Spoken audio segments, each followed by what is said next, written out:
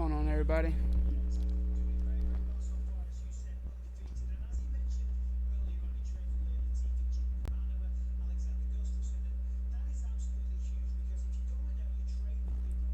We are here for another episode of Dana White's Contender Series, Season 3, Episode 6.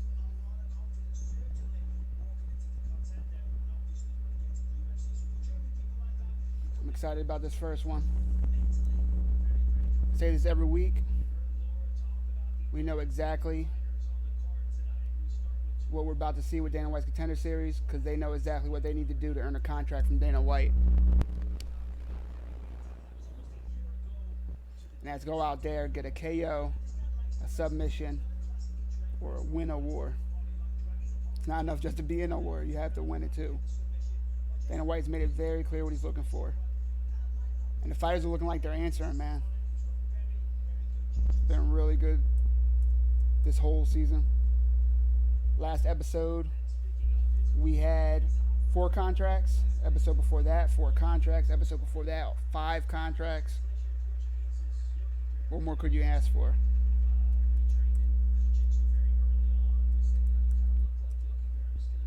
Getting everything set up for you guys.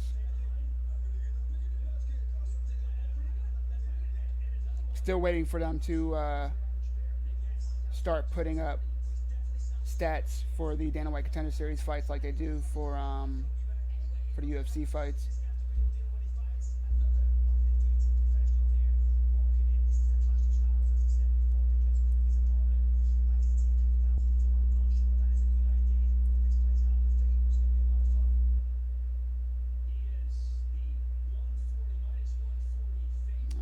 Updating the name.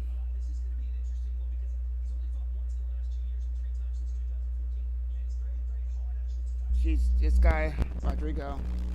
We're talking about how long it's been in between his fights. Wondering why.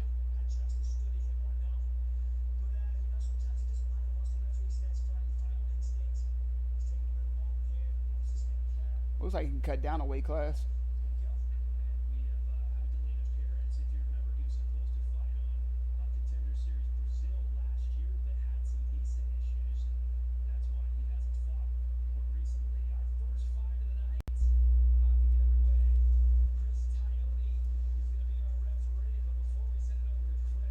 Oh, 257, maybe not.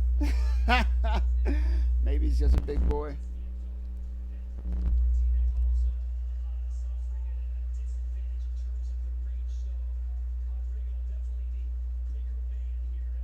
Rodrigo.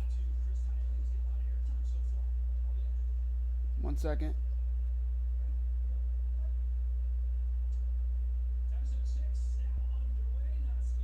Versus Martinet. It's a heavyweight bout.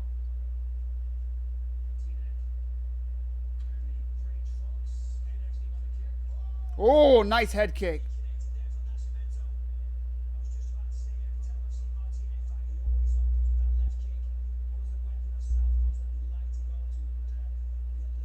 Martinek with a nice leg kick.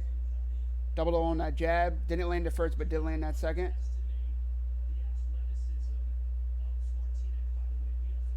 Rodrigo charges him, doesn't land anything, but gets him against the cage. Martinek spins him around. Lands a couple in the clinch. Nice dirty boxing from Martinek.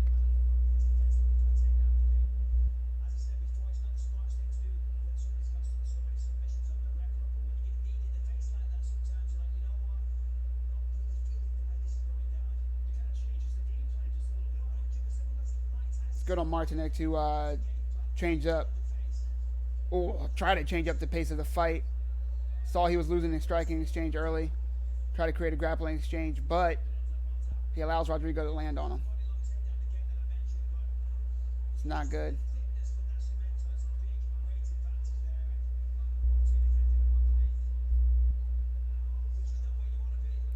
Rodrigo posturing up, landing a couple shots.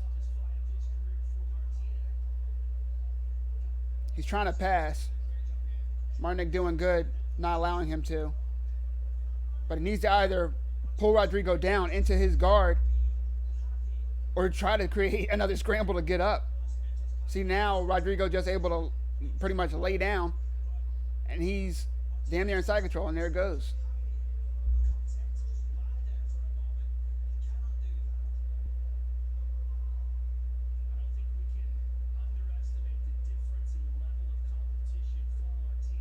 Rodrigo's going to try to put that left knee over Martinic's belly. I saw him raise it up and think about it. But Luke Thomas talked about recently, a lot of people not trying to go to mount like they used to just because guys are so good getting out of it. So it's like, are you really going to train to have a really good mount, or are you just going to train to be all around good in the other positions on the ground? And so you kind of seen a lack of mount finishes. You guys remember, even if you played the old UFC video games, if you got mount, it's over. You're about to get pieced up if you're on the bottom. Best thing you could try to do is make enough room to roll in your belly and go from there. But then guys were getting rear naked all crazy back then as well. It's cool to see the progression of the game in a little bit of time. Only 25 years this sport is. I was just talking to a friend about this. Look at Rodrigo with the arm triangle attempt. Yeah, Martinez is waiting to tap, and he taps. And Dana liking it. I mean, Rodrigo was beating him on the feet. Martinic tried to create a grappling exchange, wound up on bottom, and Rodrigo just shined from there. Postured up most of the time, landing good shots, and then just able to fall into Martinic's into side control. I don't know what Martinic was. I'm not sure what he was doing. Maybe he was hurt. Maybe he was hurt from that knee and a couple other strikes that he took. But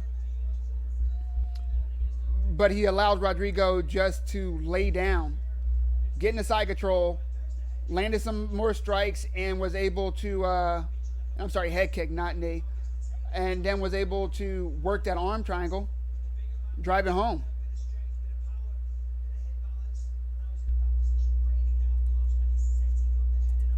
Yo, Sean.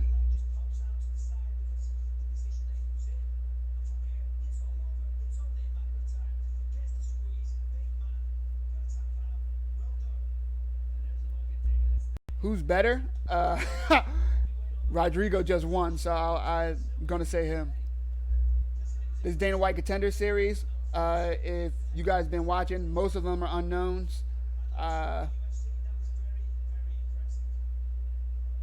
you don't really know who's better till they win, man. Sometimes they'll hype up one more than another, but very rarely on here.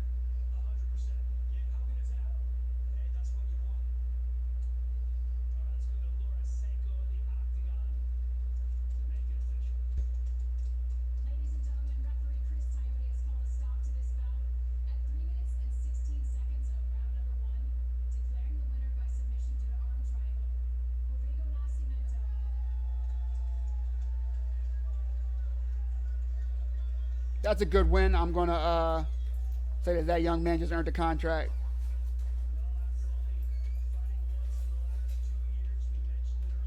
If this isn't your first time joining me, you know we keep score. We try to figure out how many contracts are being handed out. And what do you win? You win bragging rights.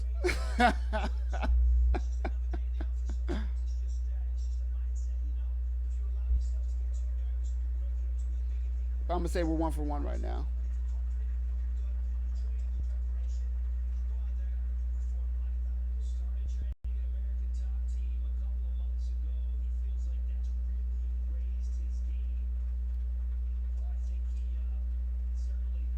Rodrigo recently switching to American Top Team.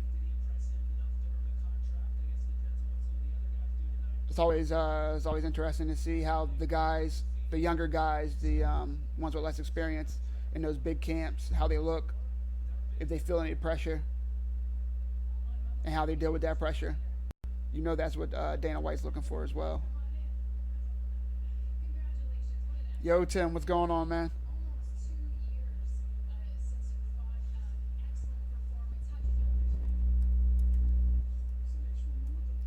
Let's listen to Rodrigo's post-fight.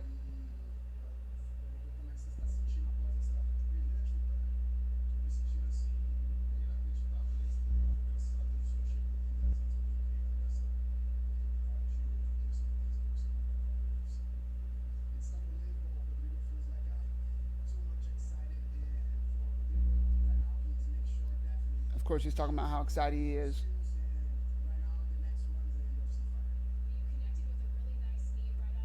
And he said, looking forward to hopefully being a UFC fighter.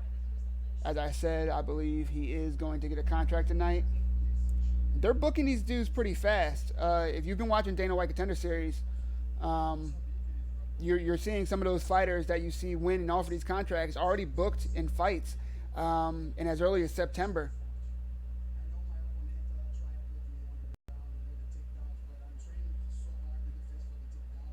Dana White's not playing.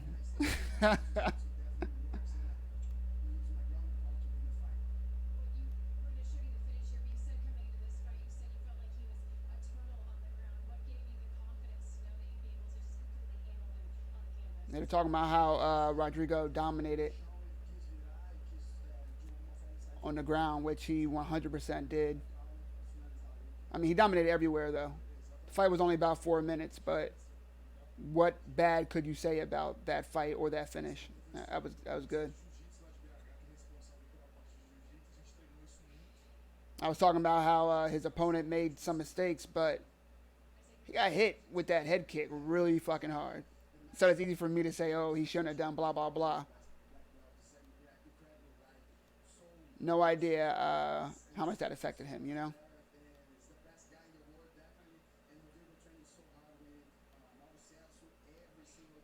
While we're waiting for this next fight, let's talk about, as always, last Saturday's card, which was UFC 240, Holloway versus Edgar. Man, if you guys had been here with me the Tuesday prior, you heard me talk about not being super excited about that card, I'll say, right? Wasn't the deepest card, very top heavy. You had Frankie Edgar versus Max Holloway for a main event, which is a great main event. I'll take that main event all day on any card, no matter who's on it. Uh, and then you had Cyborg versus Felicia Spencer, which, again, I watch Cyborg all day, put on any card, whatever. Main event, co-main, first fight of the night, I don't care. I'll be there for a Cyborg fight. Felicia Spencer looked game, so I was ready to see that. That was going to be cool. But besides that, if you looked at the card beforehand, you saw Ferreira. He's usually exciting, but that division doesn't have the most finishes.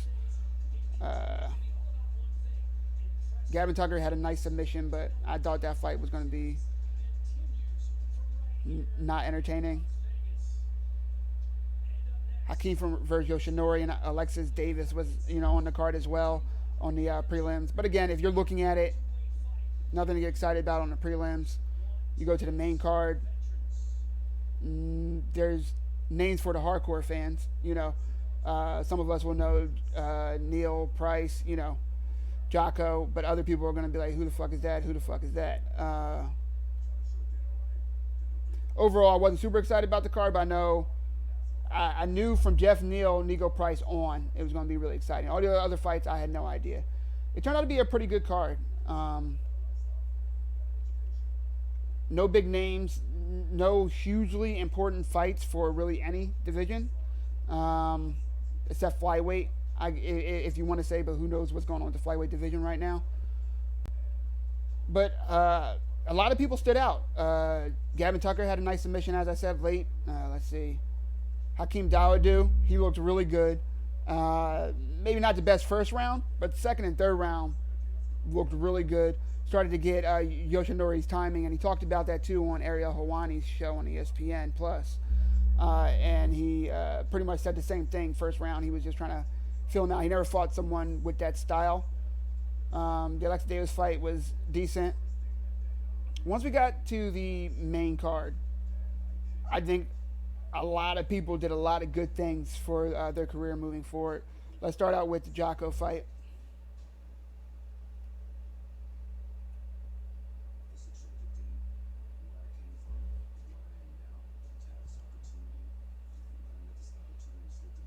Jocko dominated with total strikes landed, 98-62.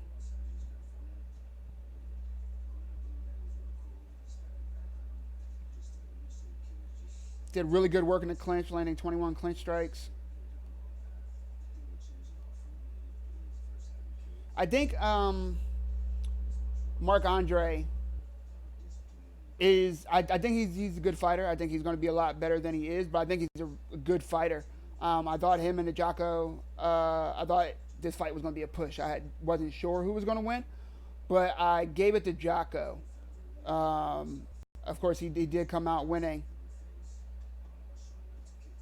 I think he looked like he did the most damage, and he looked like he neutralized Mark Andre more than anything. Mark Andre wasn't able to get off what he wanted to get off for most of that fight.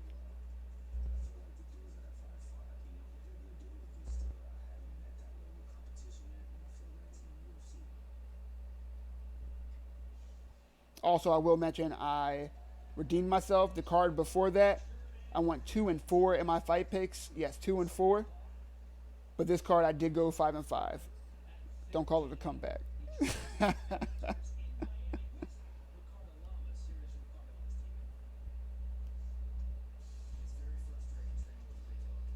Ricardo Lamas talking about our next fighter. Really long reach. I want to see when they put up the comparisons to the guy's size and see how much of a reach advantage he has this fight. I believe I heard him saying he had a 79-inch reach advantage.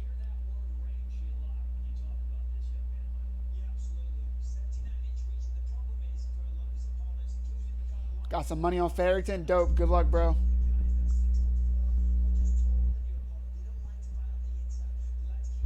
Ooh, kickboxing champ.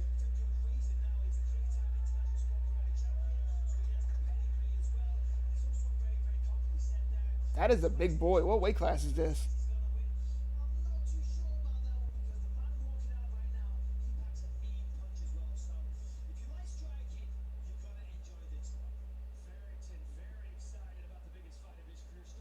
Farrington looks like he about to win you some money, bro.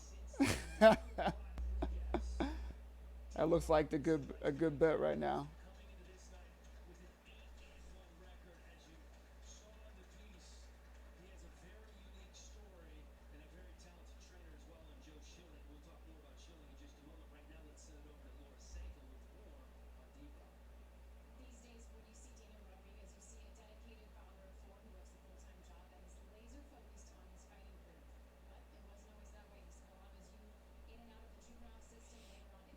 We're gonna put a pause to talking about last card, but we will get to Aubin Mercier versus Armin in a few minutes right after this fight.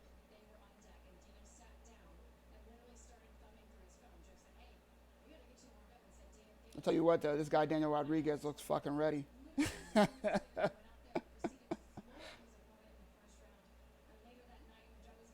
He was like he's about to commit a fucking murder.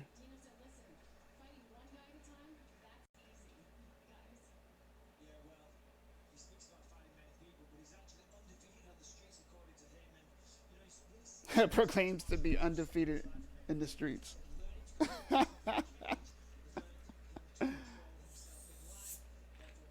Are you going to call him a liar?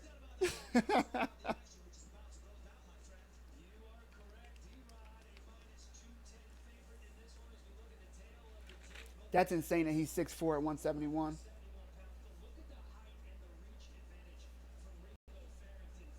Farrington 3 inches taller at 6'4", and at 5-inch reach advantage, 79 and 74. Humongous for a welterweight, man. Let's see if he has a gas tank and some wrestling defense.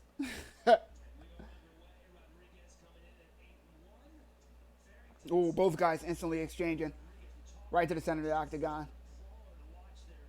Rodriguez lands a nice leg kick.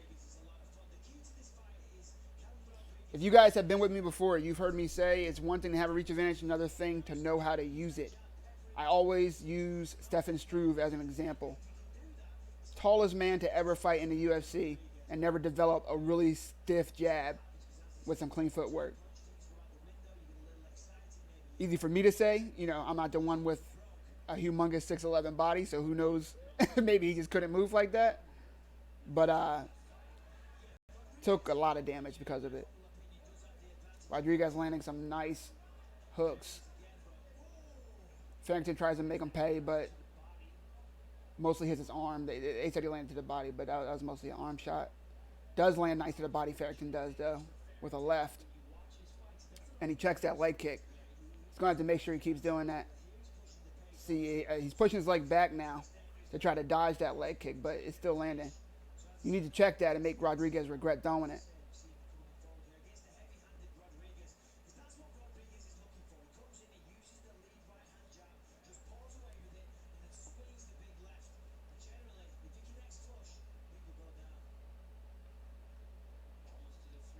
Rodriguez landing, cross to the body. Another leg kick. He didn't put much into that one, but those other ones did look like they hurt. Farrington needs to start checking those.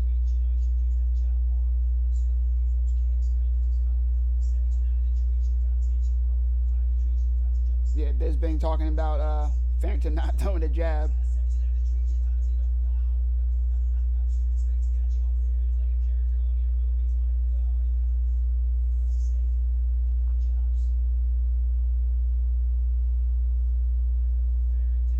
There's a nice one too. It's mostly blocked, but he needs to throw more of that.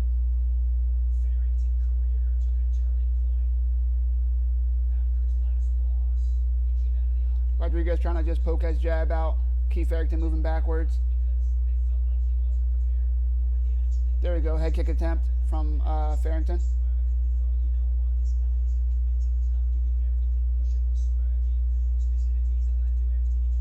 Another leg kick from Rodriguez.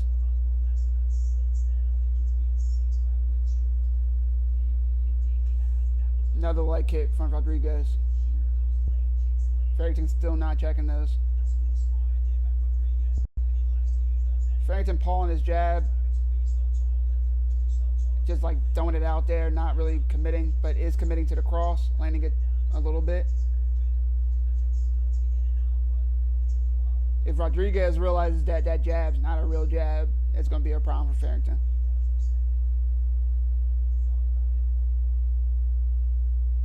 There we go.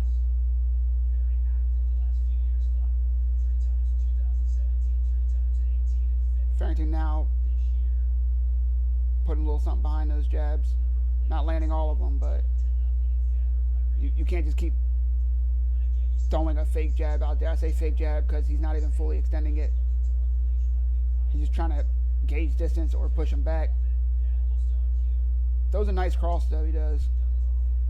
He needs to start checking those leg kicks, man. It just like those 3 rounds.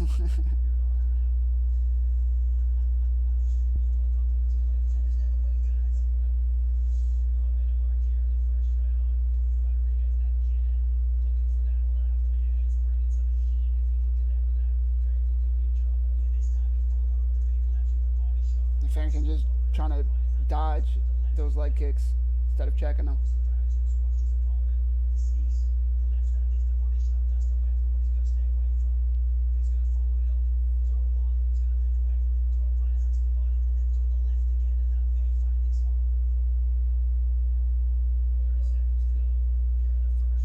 Nice left Farrington lands.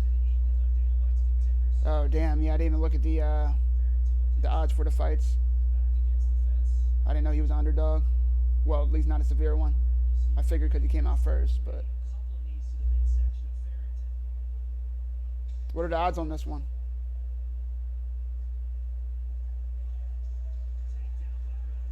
Nice takedown from Rodriguez to finish the round.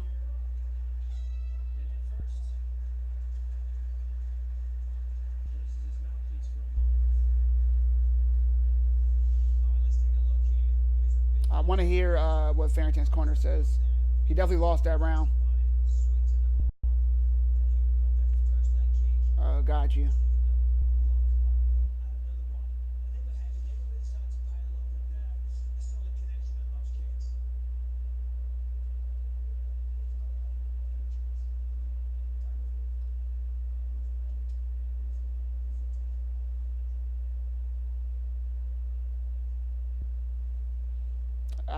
Yeah. I forgot since the last fight didn't get out of the first round. I forgot that the corners always whisper to their fighters in Dana White Contender series because it's not a lot of people. It's not like the roar of the crowd covering up what they're saying, so they have to yell, and you can pick it up on a mic really well, but your guy could never hear it in 1,000 years. Now, if you talk at a regular tone, your opponent's corner going to hear you what you say, so they're always whispering to the fighters on Dana White Contender Series. Sucks for us because I would love to hear what his corner's saying.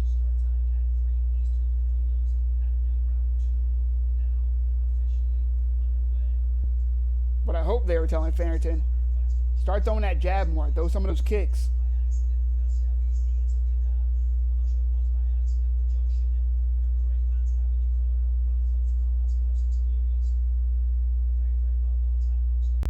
You can't keep waiting.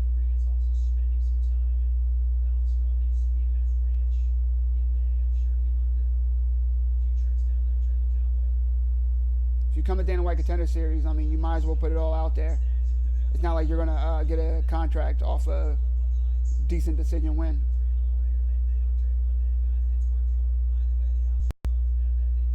Rodriguez is walking forward. Farrington now using his jab a little bit to keep himself from getting pushed too far against the cage. But Rodriguez used really good footwork to get him almost pinned against the cage. Rodriguez landing nice. Another leg kick.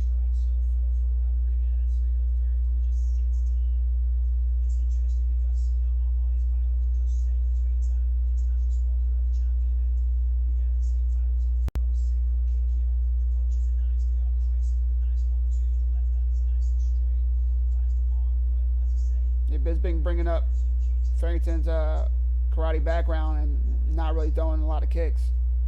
I wonder if he's afraid of getting taken down.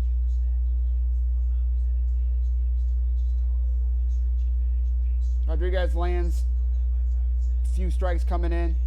Farrington tries to make him pay. Now he's against the cage. Able to get off, circle out.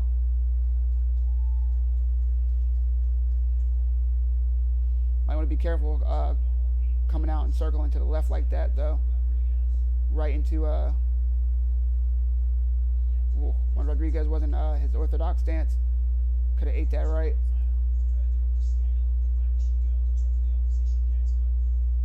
Thanks for stopping by, bro.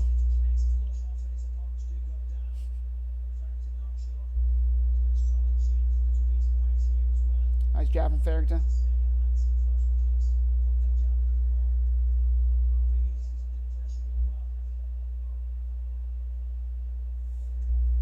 Oh, nice leg kick from Rodriguez.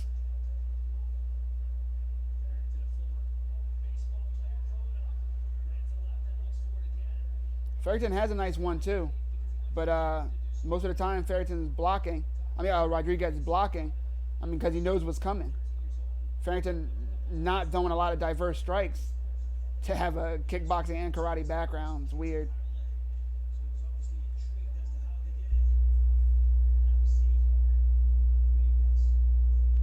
Rodriguez just stalking him. Tried to throw overhand left, missed.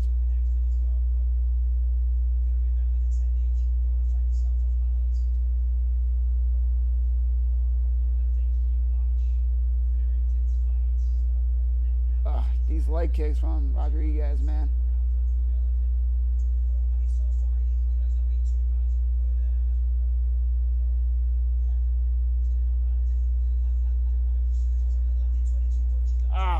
Another leg kick from Rodriguez. Good body shots from Farrington.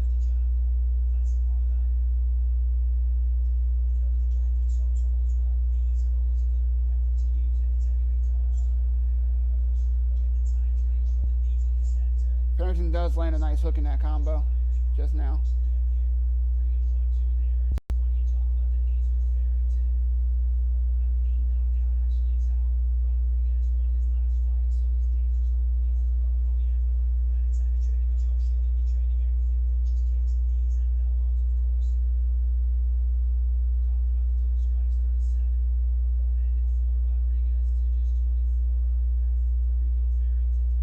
Yeah, Rodriguez almost doubling how many strikes he's landing. Better footwork, better diversity in strikes. And Farrington just looks timid.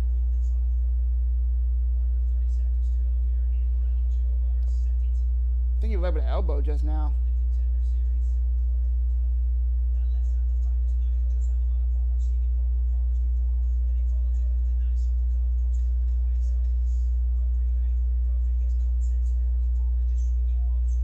Trying for that fair. Oh, nice knee from Farrington.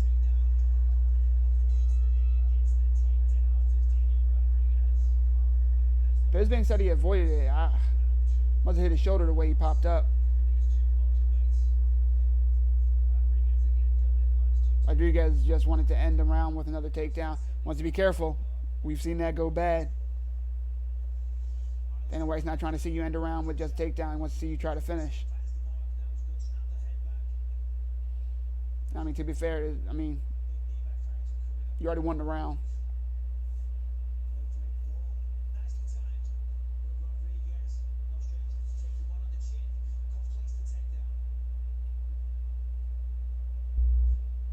I'm sure Farrington's corner right now is telling him that he needs a finish. He's down 2 rounds to none. Like, there's no possible way the judges gave him one. I say no possible way, but we've seen some crazy shit from the judges before, haven't we? In my opinion, there's no way Farrington has won either one of these rounds. He needs to come out for a finish.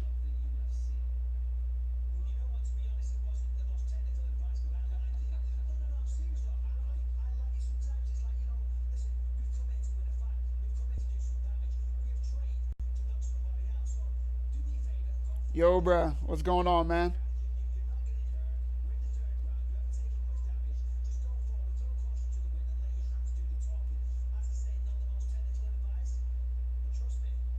Glad you stopped by, bruh.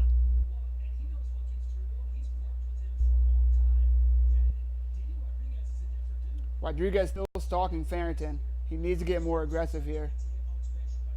You're down 2 rounds to none, and you came here for a contract.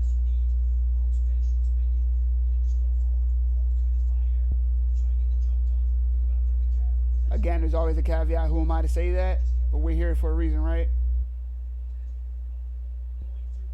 If fans can't talk about it, who can? But Farrington needs to be going for this knockout right now. He has 4 minutes to earn a contract from Dana White.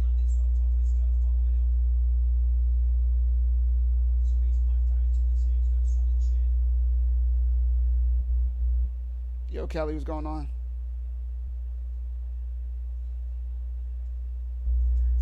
Oh, Rodriguez lands a nice left hook. He's been looking for that all night. Finally lands it flush. Farrington eats it well. And it's not even, I mean, I can't say Farrington slows down because he never turns it up all fight. Where are his kicks at?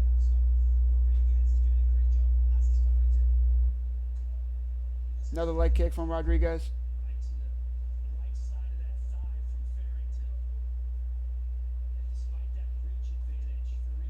And look, I'm talking about Farrington, but Rodriguez also came here for a contract. All right, you won 2 rounds. Time to say fuck it and just go for it. And he is being aggressive. Farrington is backing up, so that makes it hard. But as of right now, that man hasn't earned a contract.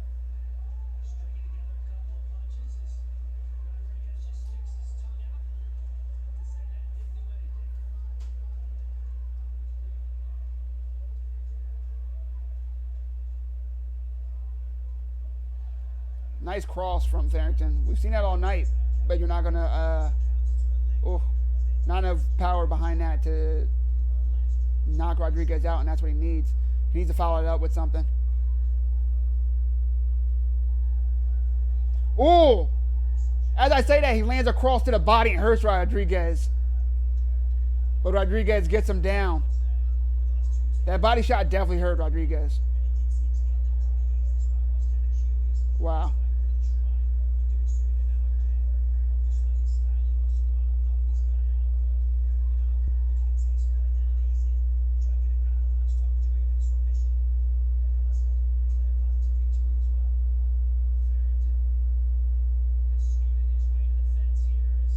Farrington trying to get against the fence and crawl up. Rodriguez going for a guillotine. Let's go of it. Farrington gets up. Good for Farrington. Both guys exchanging. Farrington knows he needs a knockout. He's trying to come in with the 1-2. If I was him, I'd throw a kick to the body.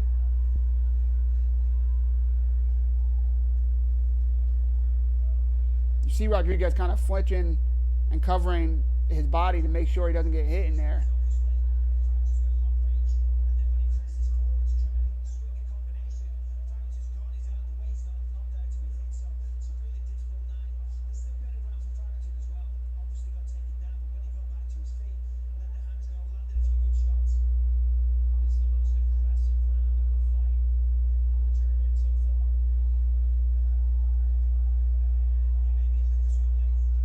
Not sure why Farrington isn't trying to use any kicks.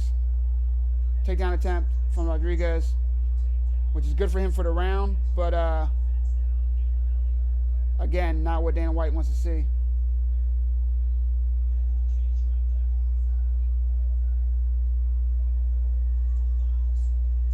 Rodriguez does now have mount.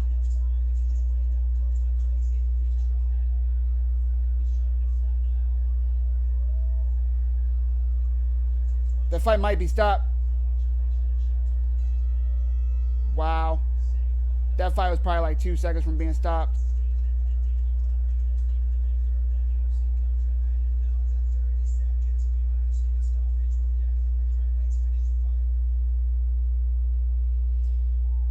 Is it too little too late for Rodriguez? He definitely won that fight. If anybody would have scored that round for Farrington, they definitely won it after he got that takedown, advanced so easily, and I got that mount. Just as I was saying, that's not what Dana White wants to see.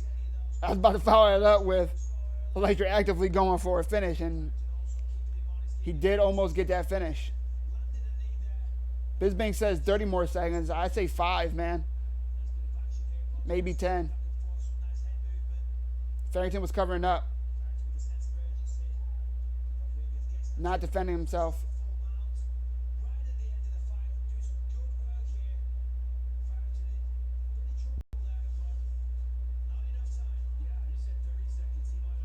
.32 leg kicks Rodriguez lands. That's ridiculous, man. He's not going to walk well tomorrow at all. He might not walk well tonight, to be honest with you.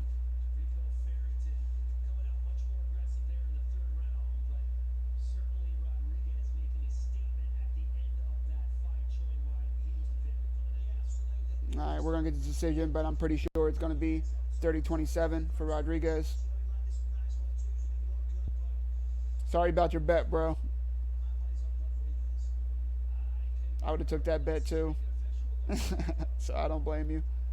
Ladies and gentlemen, at the end of 3 rounds, we go to the judges' scorecards for decision.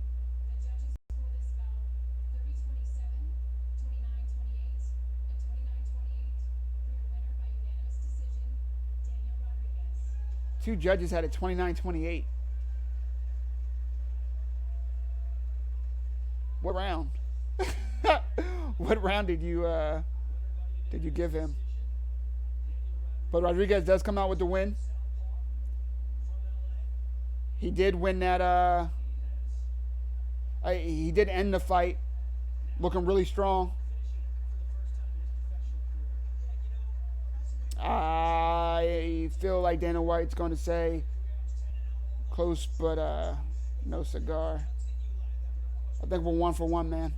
I think we have one contract, and maybe this guy will get an invite next season back to Dana White Contender Series. We see that a lot. Last week we saw somebody there for their 3rd time, Dana White's Contender Series.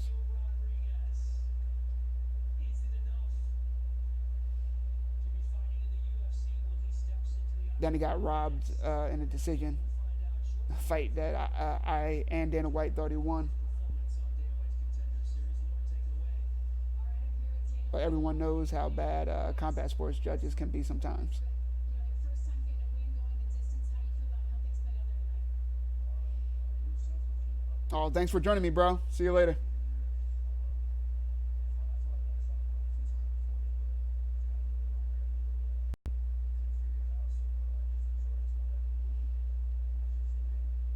Rodriguez saying pretty much he did what he could do and he won.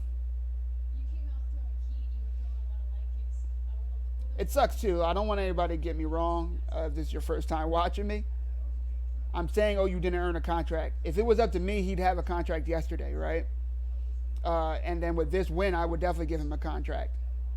We know what Dana White wants because he said it and because he stood behind his word. And you see the people he gives contracts to, you see the people he doesn't give contracts to. So I'm going by that criteria alone when I say he didn't earn a contract. See, if it was up to me, half the people that didn't win their matches would get contracts because there's a lot of time where these guys fight in 3-round wars, and obviously they only give the winner a contract. But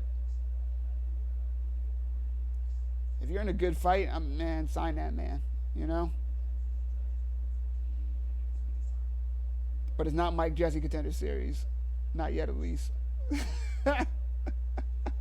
So if we know what Dana White wants, and these guys know what Dana White wants, what else is there to talk about?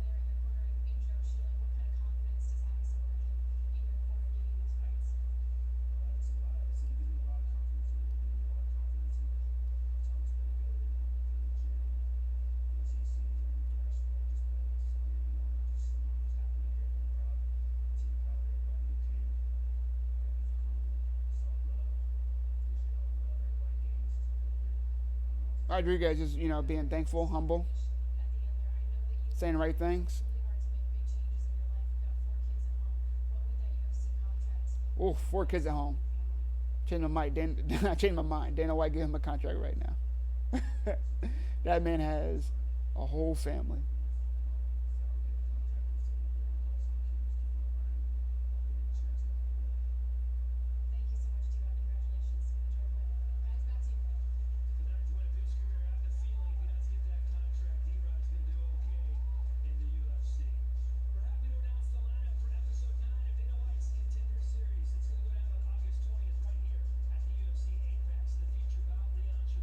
Why are they talking about episode 9?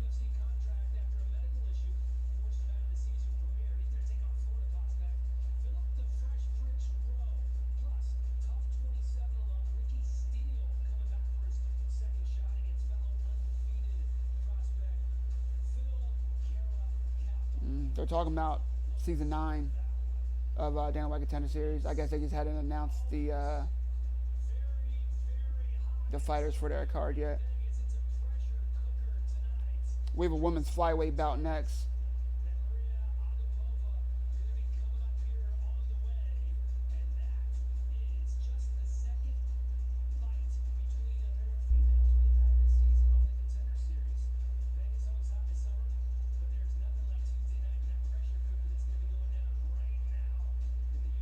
There's not a lot of women fights on Dana White Contender Series. It's probably like one every 3 weeks.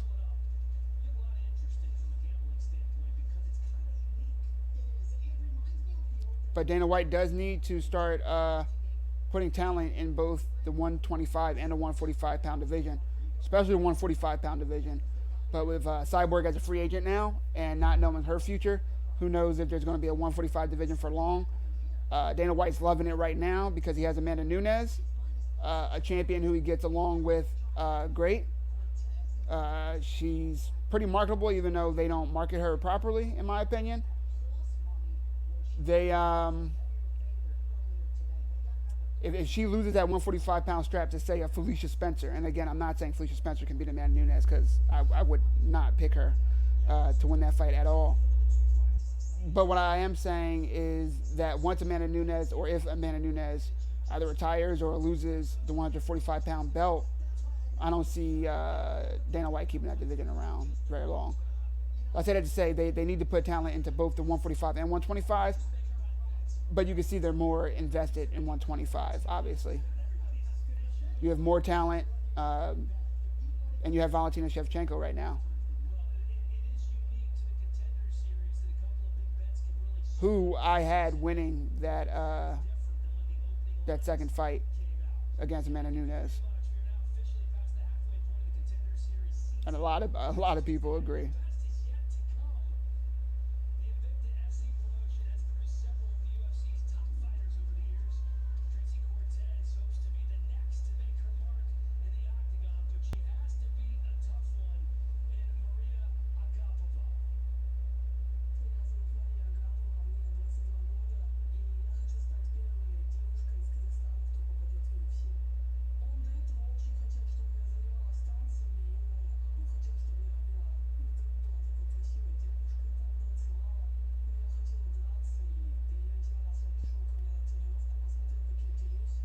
All right, let's get back to UFC 240 while we're waiting for this fight. What I do like about Dana White's Contender Series, though, they don't take a hell of a lot of time in between fights at all. They tell you the stories of them real quick. They have a little back and forth with whoever's on there. Sometimes they have Cruz. You see they have Bisping tonight. Felder does it a lot as well, though he's training. Sure, he's busy training for his fight with Edson Barboza coming up. That's gonna be a good one. I can't wait for that.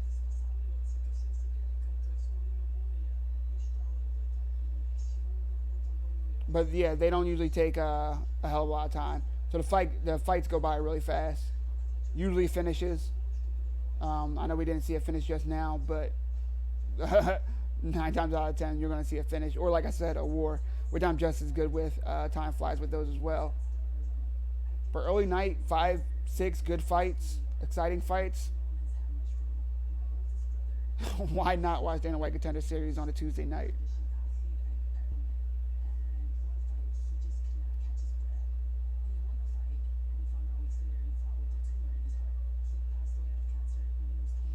Cortez talking about her brother, who was a MMA fighter as well, wound up passing from a tumor on his heart.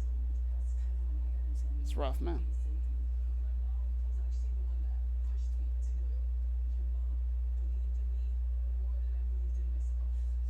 MMA has some of the best background stories in all of sports.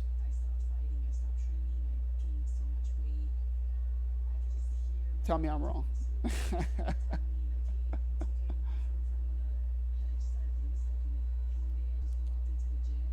Olivier Aubin Mercier versus Arman. If you're with me for the fight, either last Tuesday or last Saturday, I was talking about this fight, and first I had Olivier winning. Before I put out my picks, I was just talking to everybody, trying to figure out who I thought would win, and like I said, I had Olivier winning. And really, for not huge reasons, I was like, oh, he's coming off a bunch of losses. He needs his win. He's been tested more, blah, blah, blah, right? So someone on my Instagram comments on one of my posts and talks about Arman. And he's like, man, that guy's a monster. Go ahead and check out some of his other fights before you make your picks. Because we were talking about back and forth about who I thought. I did go back and watch some of his fights, and goddamn, that man is a fucking force of nature at this weight class. He's going to be a problem for a lot of people. He's huge, he's strong, he has a good gas tank. Landed 110 strikes out of 174. That's a 63% landing rate. That is ridiculous. And then you had Olivier only landing 36. So Arman's not taking a lot of damage. Often has quick turnarounds. 2 takedowns.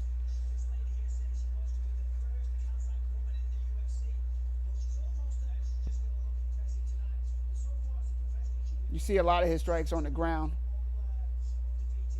22 strikes for Arman. Looked really good. Thought it was a nice win for him. Bad loss for Olivier. Not that he got knocked out or anything, but I think he's on a 3-fight losing streak. A lot of people get kicked out of the UFC for 3-fight losing streaks. I don't think he'll be kicked out, but the question is, can he hang? We got to see what's next for him.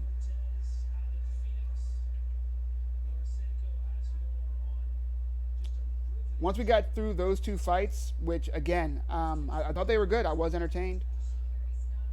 I told everyone there is no possible way this next fight is going to a decision. If you watch UFC 240, you know I was proven to be correct. Jeff Neal versus Nico Price. Everyone knew what it was. A lot of times the third fight of the night is a entertaining matchup. Sometimes we'll see heavyweights. Sometimes we'll see just, a bunch of finishers going against each other. This is no different. We had Jeff Neal versus Nico Price. Both guys are animals. Both guys have a lot of finishes, finish more fights than they don't. Jeff Neal proved that so far he cannot lose in the UFC. He's now 4-0 in the UFC. We're going to come back in 2 seconds and finish talking about how impressive that fight was. But for now, we're going to catch this flyweight bout. Again, we are here for Dana White's Contender Series.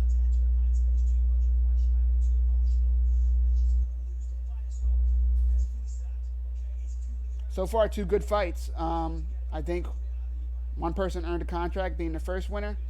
I think the other guy probably going to be invited to come and compete again in Dana White Contender Series, but I don't think he earned a contract.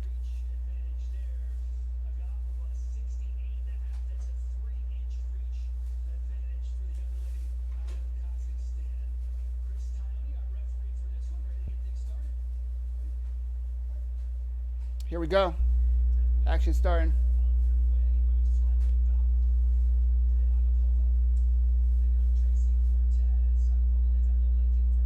Nice leg kick from Agapova.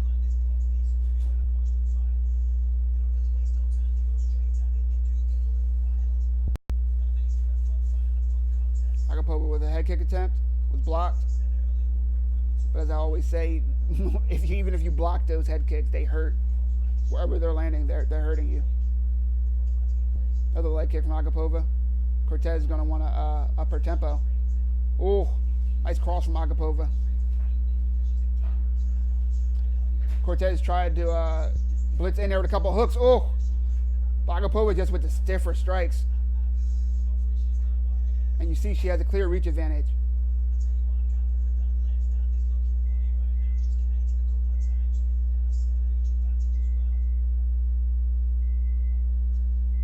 Agapova throws that jab out there. Another leg kick from Agapova.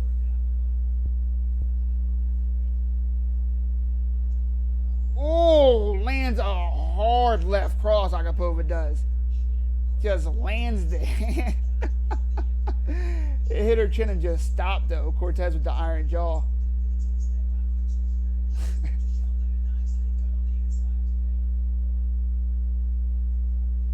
Agapova lands a body kick.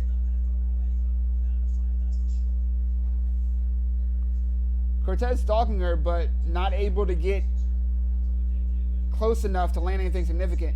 Now has Agapova pushed up against the cage.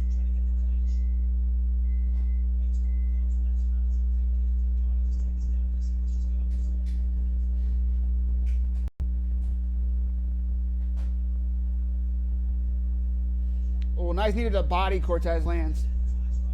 Still against the cage, trying to work a double leg now. Let's see what her wrestling looks like. She does have her hands together. Oh, not able to get her down, but does trip her and still gets a takedown. Nice.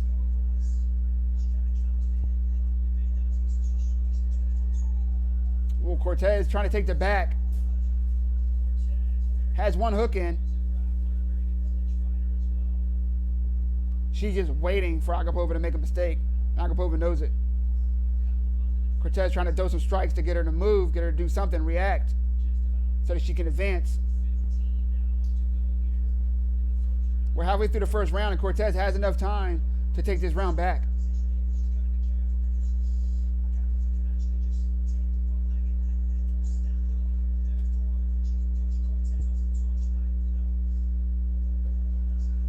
Cortez now has both hooks in, able to pull Agapova to the side. Agapova trying to spin around, but Cortez stays with her. Still has her back. Oh, she's kind of... Agapova almost gets out, but Cortez is able to slide both hooks back in.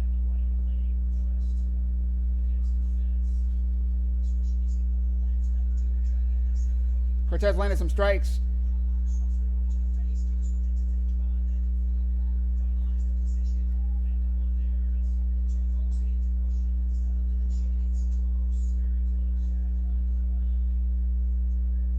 Cortez is trying to work a sneaky choke in there. Ooh, Agapova able to turn around.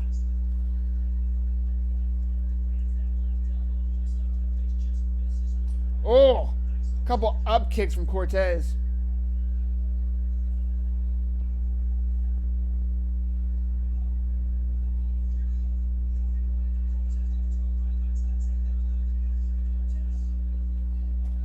Agapova lands a knee. Cortez tries to return it.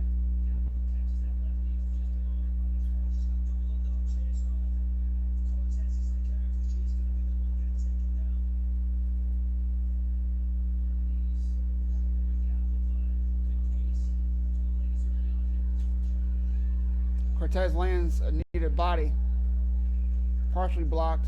Oh! Needed a head, Cortez lands. Right to the double leg.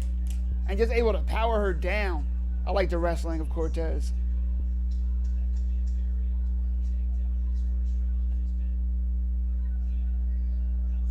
And an elbow from Cortez.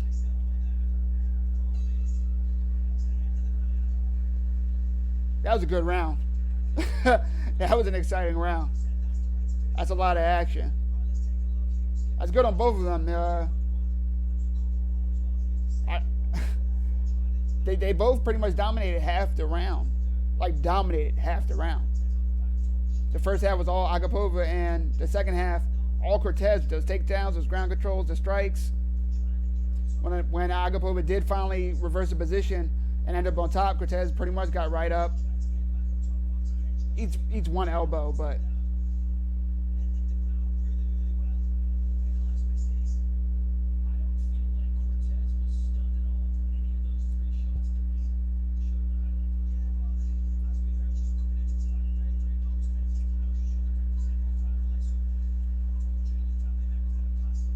here we go, second round.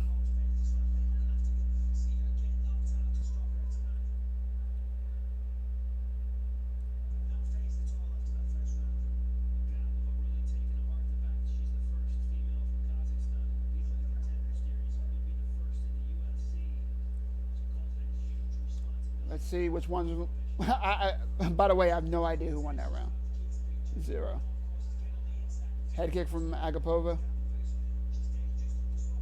Oh, lands another leg kick. Agapova does, but Cortez takes her down early this time. Dana White doesn't mind you taking your opponent down as long as you're actively trying to find a finish. And you see Cortez trying to pass, trying to land.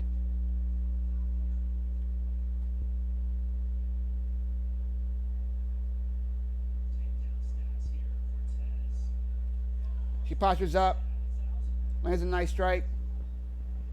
Agapova grabs a leg. I feel like she's only grabbing that to possibly just use it to get up. But she has to be careful. Cortez is going for a guillotine, not able to get it. Oh, Cortez landed some nice shots. I like Greg Hardy, Juan Adams. Get off my leg.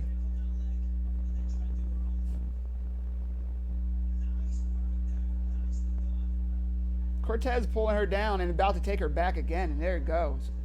One hook in. And now Cortez is in mount. Of course, the night that I'm talking about, how people don't go into mount anymore. We see it happening multiple times.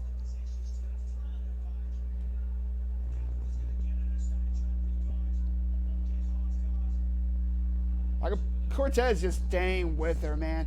She spins around, she's like, okay, now I'm on your back.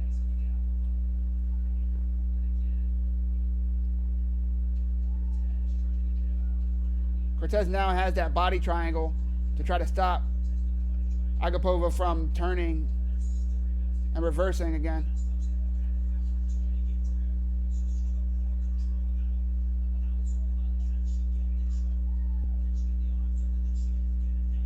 Agapova not trying to get up, just playing defense. Cortez unable to get her arm underneath the chin of Agapova.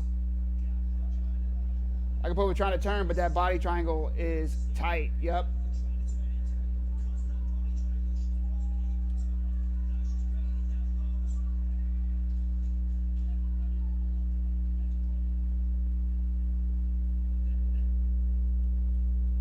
Cortez landed some nice strikes. Oh, those shots to the body are pretty good too. She's lighting those ribs up.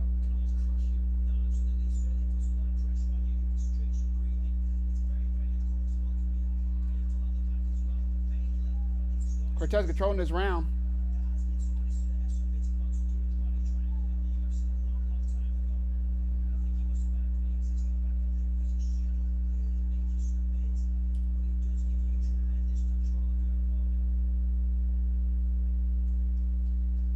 Cortez just continuously landing strikes. Not the biggest, strongest strikes, but she is landing regularly. And she is actively looking for that choke. But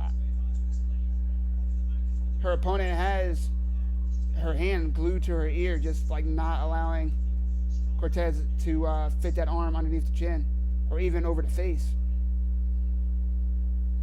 We've seen people tap from like neck cranks and face cranks before. Agapova's got to be frustrated.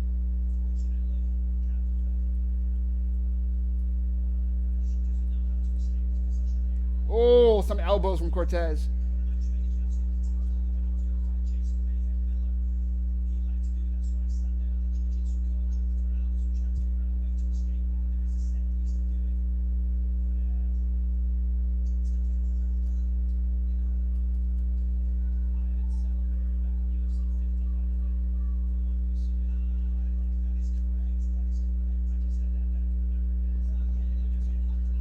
Cortez just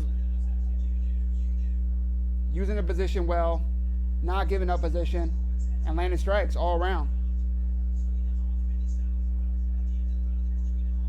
Oh, she's finally able to get that choke in a little bit. It's not under the chin though.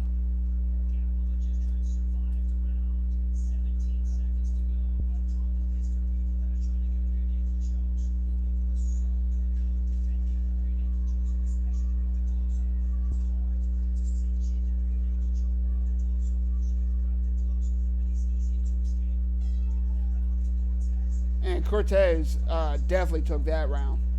Might be a 10-8. That's 4 minutes of control time for Cortez. I would score that round 10-8. What's that?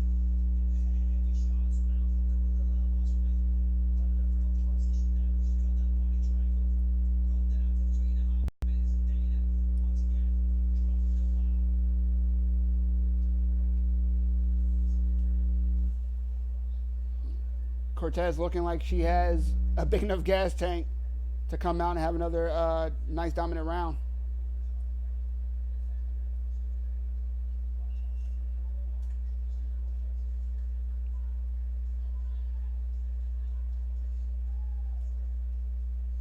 Here we go, third round. Cortez versus Agapova.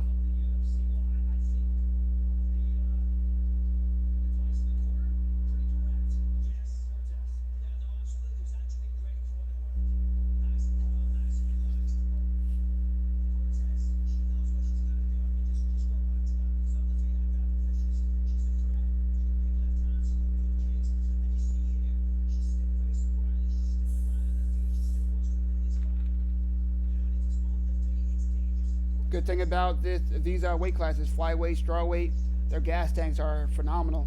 You don't really see a lot of lazy, tired third rounds.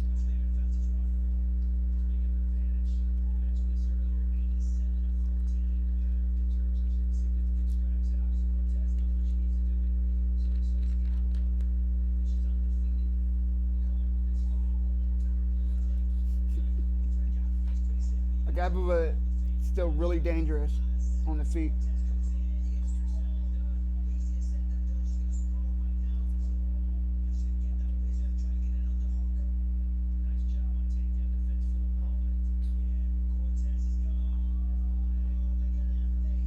Cortez is still going to get this takedown.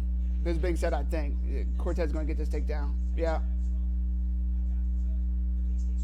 She has a good double leg, and Agapova doesn't have good takedown defense. That equates to Cortez, taking you down. She's working at darts, though. Cortez has really good grappling, man. Her Brazilian Jiu-Jitsu and her wrestling. Really good.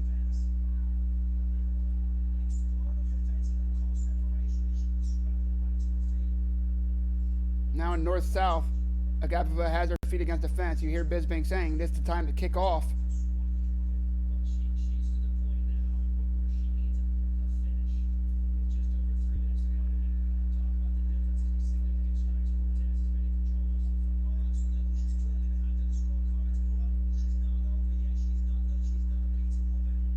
Cortez is about to once again take the back. You see Agapifa trying to get out, but Cortez just has leaps and bounds better control on the ground.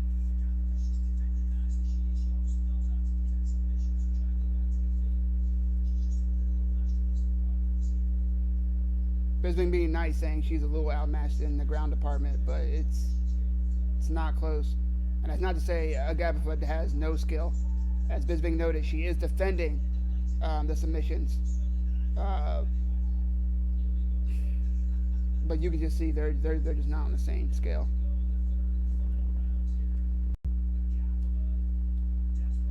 I'd like to see if Cortez could make 115.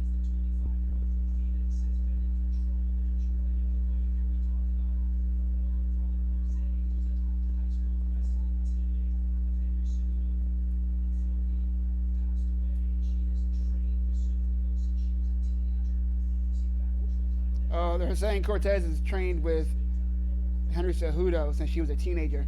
That explains why her wrestling is lights out. You're training with an Olympic wrestler who's close to your weight. They fight in the same weight class. That's fantastic. You literally can't find a better training partner in MMA for her, at least in the wrestling department.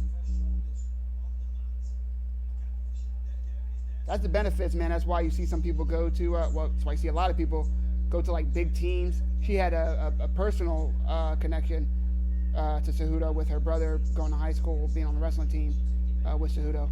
But that's why you go to a big camp, so you have, world-class talent to train with, or at least to watch.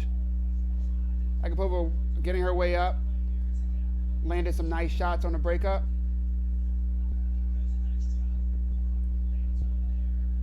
If I'm Cortez, I go for a takedown right now. Because when Agapifa lands, she's landing really tough. Like, those are not lazy jabs. And she's following up with a cross almost every time.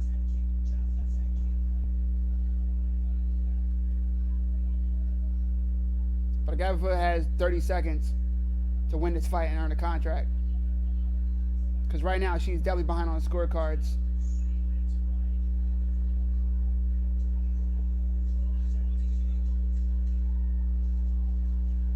Cortez saying, let's go. Agapifa saying, yeah, I'm down.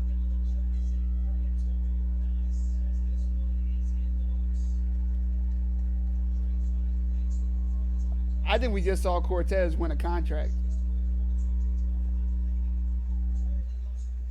She definitely won, and she looked good the whole time. Dominated almost every round. Definitely landed most damage. Look at this. She tries to go for a takedown with a double leg.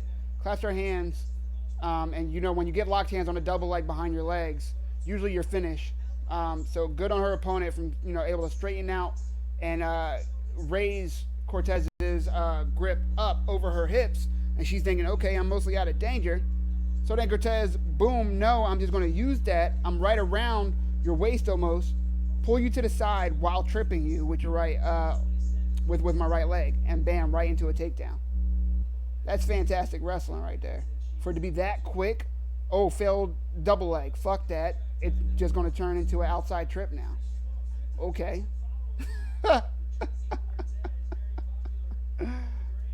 Really good wrestling.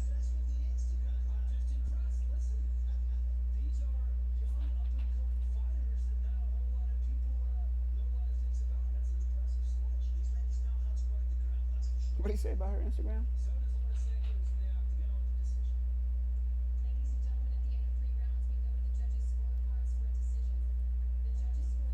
Reading the scorecard? Yeah. 30-26 for two judges and 29-27 on one of them. I would go to 30-26 route, but very possible 29-27. Every judge scoring Uh, the second round a 10-8.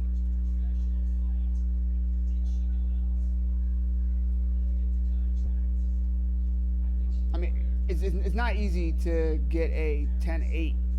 Um, as everybody knows, like I said, judges, you know, we'll leave it at that.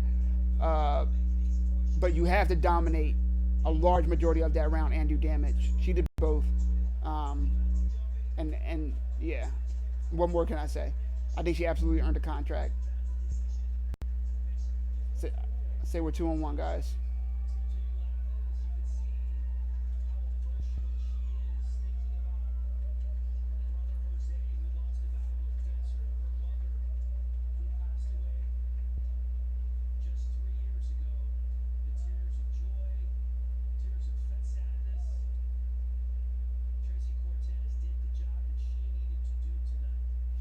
Let's hear her post fight. You see the tattoo of her brother that passed away on her arm with the UFC shirt because that was both of their dreams.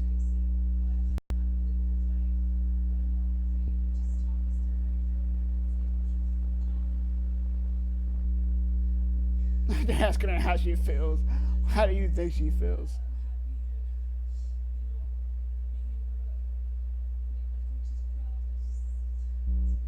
Really emotional, of course. We all heard her story. She has a lot invested in this.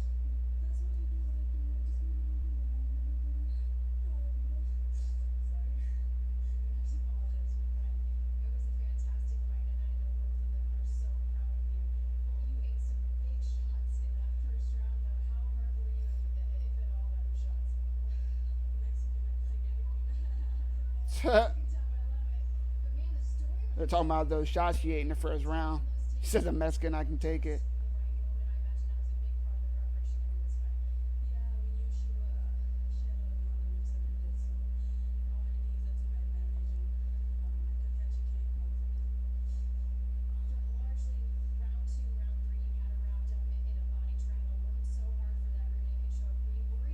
Yeah, if she doesn't get a contract, I will be surprised.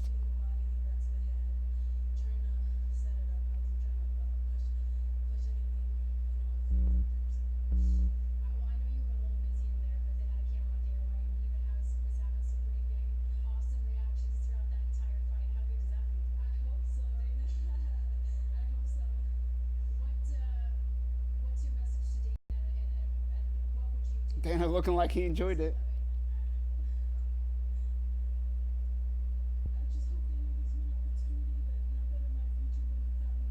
If they don't stop trying to make that girl cry, they're like, what will you do if your dreams come true tonight?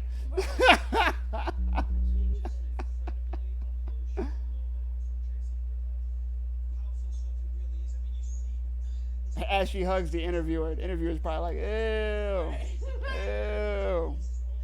You just in a 3-round fight, girl.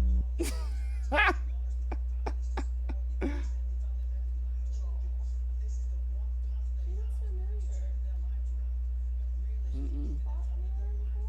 No.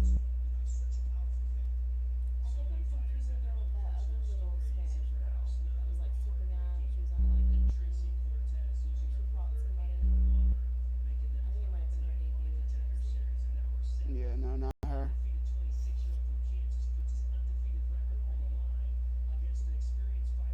Guys, it is only 9:30 and we are already to the co-main event. Like I said before, Dana White Contender Series flies.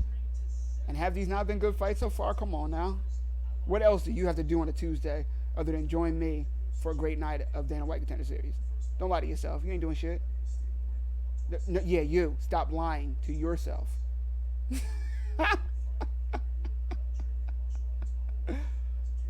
Guys, we were talking about the Jeff Neal Nico Price fight before that fight, and like I said before, I knew it was going to be a war. I knew it was going to be crazy. I knew Jeff Neal was going to win that fight some way, somehow. He was 3-0 in the UFC, now 4-0. Nico Price is a good fighter. I will watch a Nico Price fight any day of the fucking week. Put him on a card, I'm there, I'm watching. I just thought Jeff Neal had a little bit more power, a little bit more skill. and I thought his trajectory was aimed a little bit higher. They were both landing though. We go to the stats and we see Nico Price landing 42 strikes to Jeff Neal's 53. That's not a huge disparity, but where we do see a bigger differential is Jeff Neal landing 67% of the 61 significant strikes that he threw. So he's landed 41 significant strikes on Nico Price, while Nico Price only landed 24 out of 57 of his. Big difference. Jeff Neal obviously landing the bigger, harder shots more consistently throughout the fight. You can say, oh yeah, he got the finish. Of course he did. You don't get 41 strikes off a finish. You know what I mean? Like he was doing that the whole fight, and it was only a 2-round fight. Ended less than halfway through the second round. That's a lot of significant strikes to land in a fight. Also landed 2 takedowns. Jeff Neal just looked good all fight. Nico Price looked good as well. Jeff Neal again just a little bit better.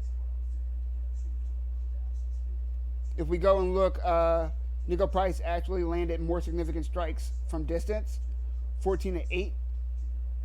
They both tied for significant strikes, each landing 6 in the clinch. But then you see on the ground, 27-4 to Jeff Neal in significant strikes. I will watch either of these men fight again, but Jeff Neal did a lot for his career, honestly, in that showing against Nico Price.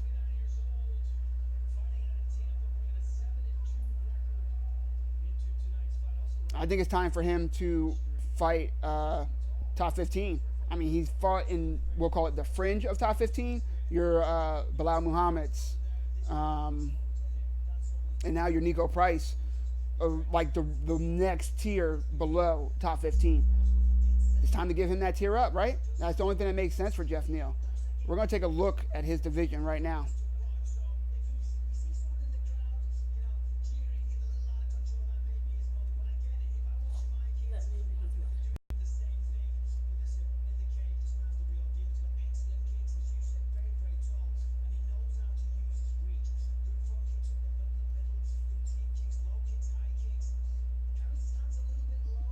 They moving fast. Got these fights coming.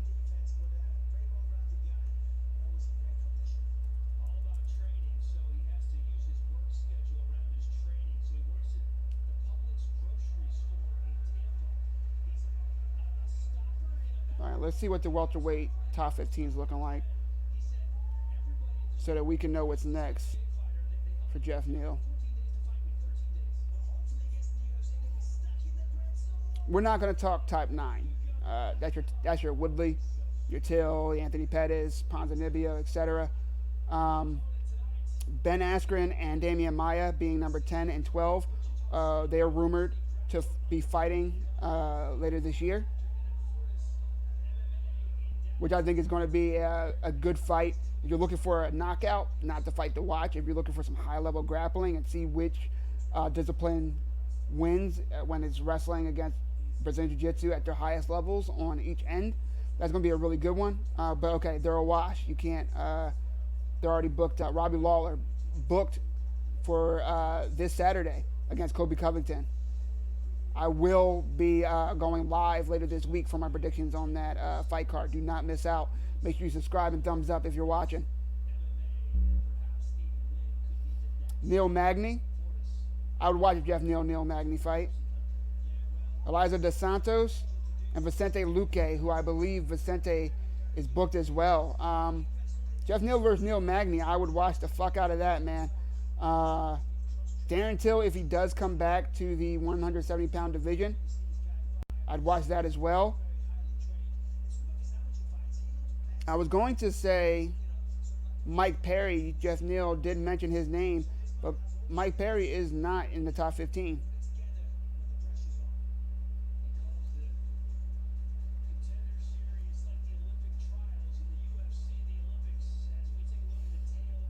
These guys fighting a 145-pound weight class.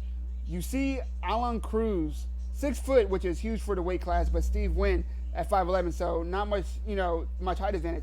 But 78-inch reach. That is crazy for Alan. having a 7-inch reach advantage. Oh, when landing a nice right though. Oh, nice kick from Cruz. Both guys coming out strong. I say it all the time. It's cool to have a reach advantage, but do you have a dab? Do you have diverse kicks? Do you have footwork? Can you use that reach advantage?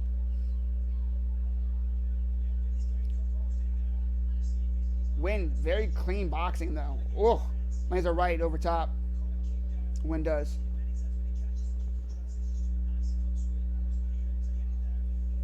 Throws a jab with an overhand behind it, mostly blocked. Oh, Cruz with the head kick. Mostly blocked by Win, but I always say they still hurt. Cruz with a body kick. Leg kick. Cruz using his reach advantage pretty well. Win able to get in sometimes, but Cruz overall looking good. You see Cruz stance switching. Not many people do that well. He may want to be careful. Win with a leg kick. He's going to have to establish that to neutralize some of that reach advantage of Cruz. Slow him down a bit.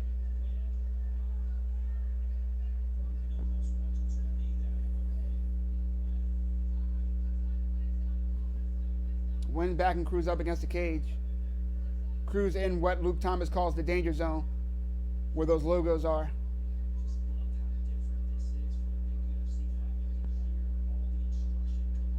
Oh, body kick from Win. Win with a nice 3-punch combo. That jab is stiff. Cruz doing well keeping his hand up to block it, but that is a nice jab from Win. Oh, to the body, followed up from a leg kick by Cruz.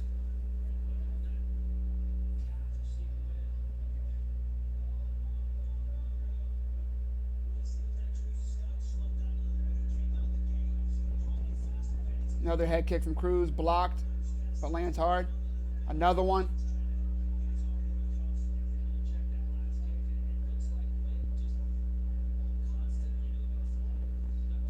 Oh.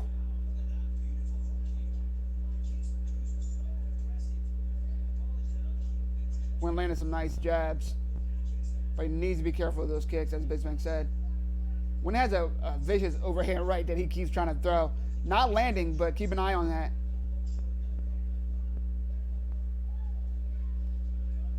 That jab really good from Win. Cruz's kicks are nasty, though.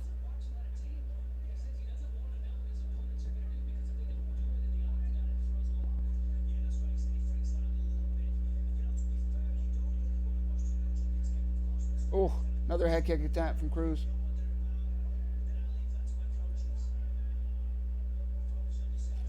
Oh, nice body shot and then a leg kick. Cruz is landing some hard shots. I like how he's mixing it up, body, legs. You don't see that enough. Nice jab from Cruz, but eats a kick to the body. Win doing good catching those kicks often, though. And always throws off that. Nice one over the top from Win.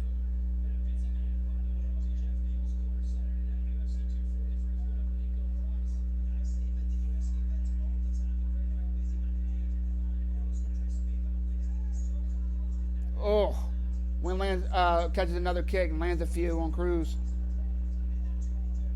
Cruz keeps throwing that those high kicks. They're getting blocked, but if one gets through, man, you see Win already bloodied up.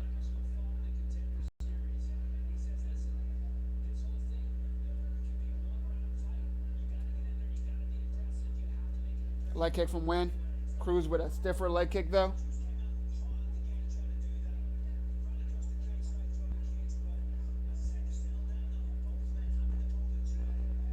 Oh, kick to the body, but Win makes him eat a few for it.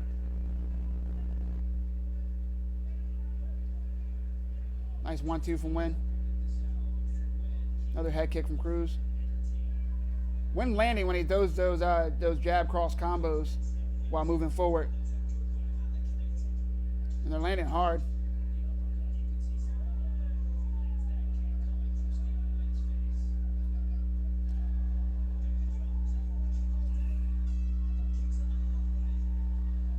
Wynn tries to land a spinning back heel kick.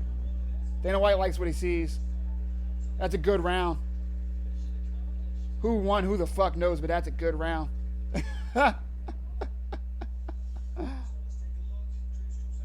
Guys, if you are joining me, subscribe, thumbs up, so that you make sure you do not miss any of my future coverage. If I go live, it is either for my fight predictions, upcoming content, or going live for a major sports combat event, whether that be UFC, PFL, Bellator, bare knuckle boxing, boxing. If it's a big fight and you guys are there, I will be here to watch it with you. Again, I really wish they would mic up these cornermen, because they have to whisper in this little arena. Mic them up. Like, what are you doing?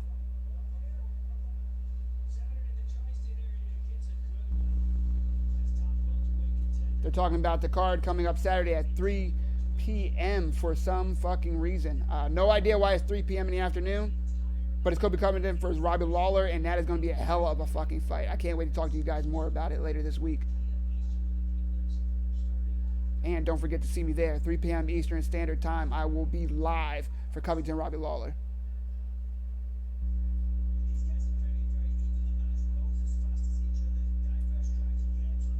Cruz fakes a takedown just to get inside. Now, here's a nice kick on the break. Here's a good front kick. He's a lot of kicks, to be honest with you.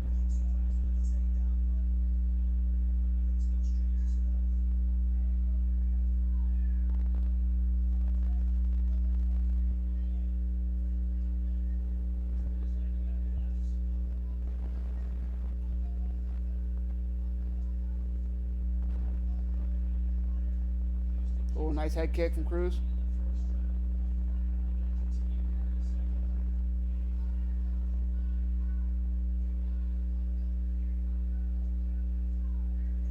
Oh, Cruz just misses that uppercut. Nice kick to the body from Cruz.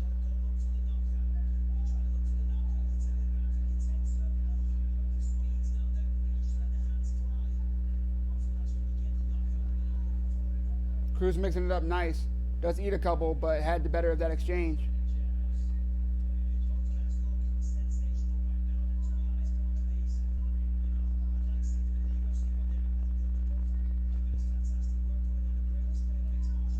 Another kick to the body from Cruz. Eats a cross for it.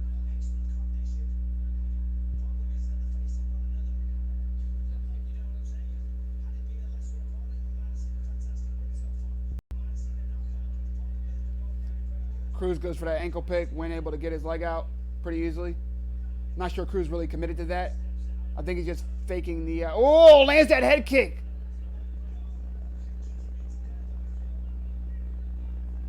Wynn kind of ate that shit.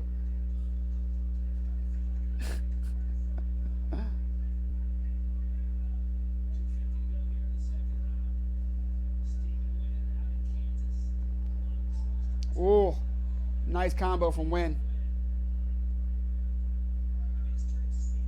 Halfway through this round, and I have no idea who's winning. Another kick to the body from Cruz.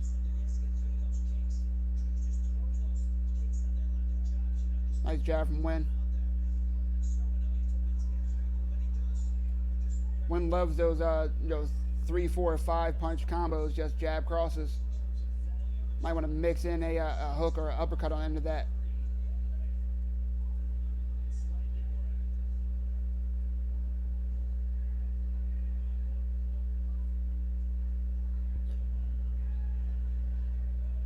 Oh, flying knee from Cruz lands.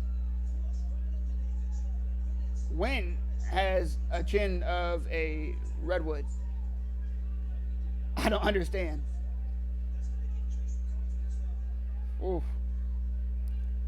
Single leg attempt from Cruz. Kicks off the break.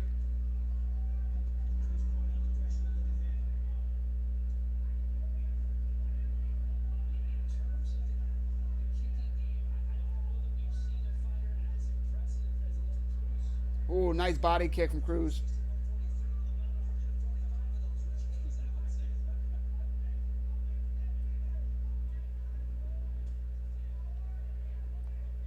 Cruz just never stops throwing kicks.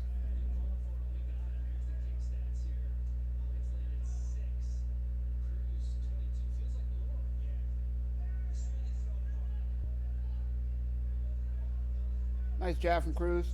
Both guys so active. The fact that they're keeping this pace, really impressive.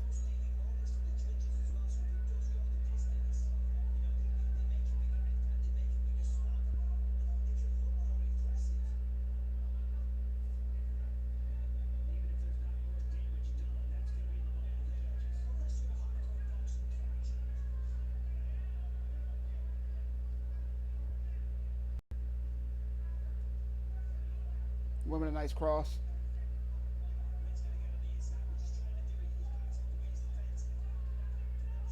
Cruz going for another double leg. He does have his hands together, but when able to just pummel for 2 underhooks, pull him right up. So get the fuck off my legs.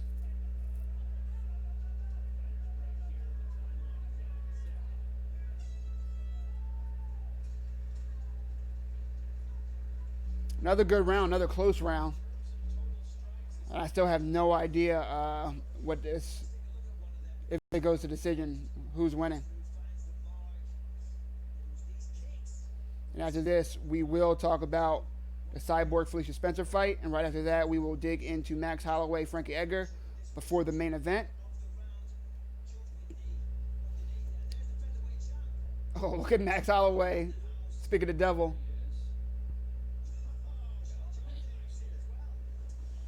He said, holy shit, god damn it.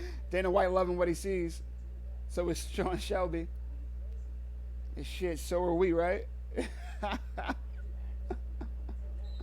And Max. Cannot forget about Max Holloway.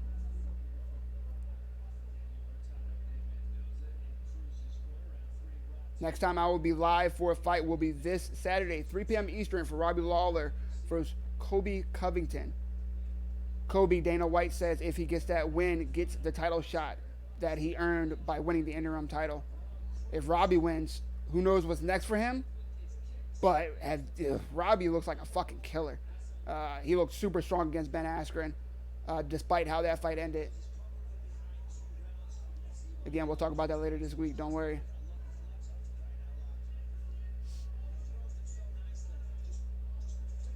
Oh, nice body kick from Wynn. Wynn doubling up on that jab. Pretty nice.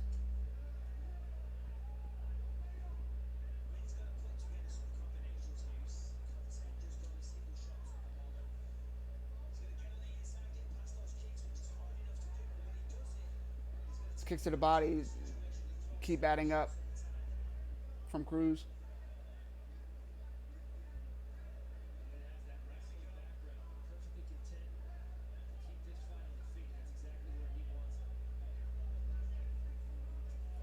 Head kick attempt from Cruz. Just throwing nothing but kicks, just like it's like a jab, as Michael Bisping said earlier. It's really hard to get inside a guy who already has a 78-inch reach at 145. That's fucking bananas. But then he's throwing nonstop kicks. It's a tall task. Wynn been doing a good job getting inside, though, despite the size disadvantage. He is the favorite.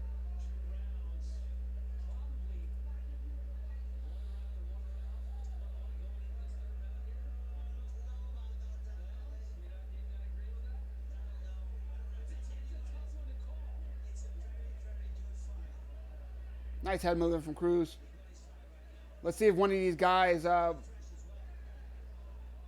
take this round. Like, both of these rounds are so close. Let's see if either one of these guys are able, and not to say they're not trying. They're both throwing nonstop.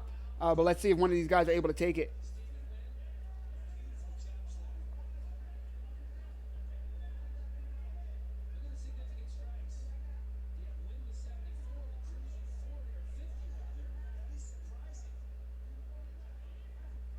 Oh, lead elbow from Cruz, followed up by a body kick.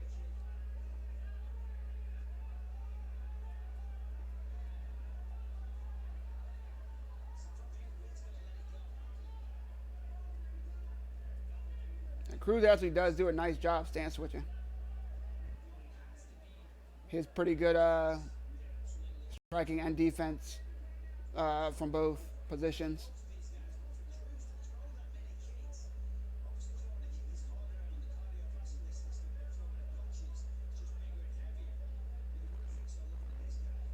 Oh, spinning back kick lands for Cruz, and again, Win is unfazed by any of that shit. What the fuck is Win's head made out of? Crazy.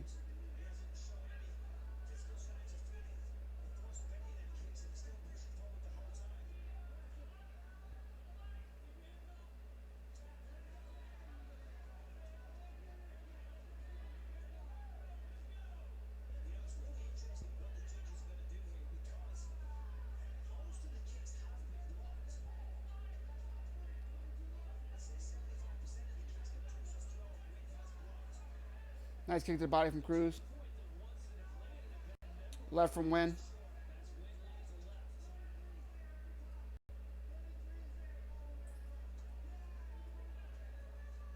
Both guys just throwing, man. And Cruz's striking is so diverse. It's crazy. While Win's, his striking is really crisp, really accurate.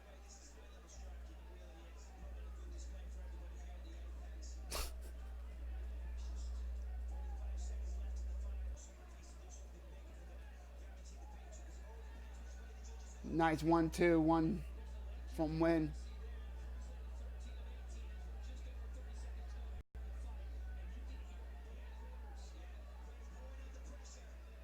Oh, flying knee from Cruz, and Win is out.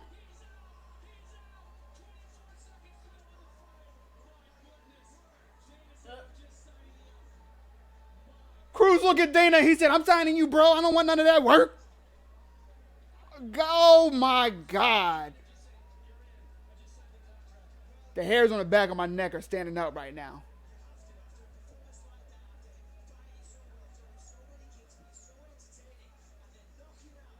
If you don't go Google this man, follow this man.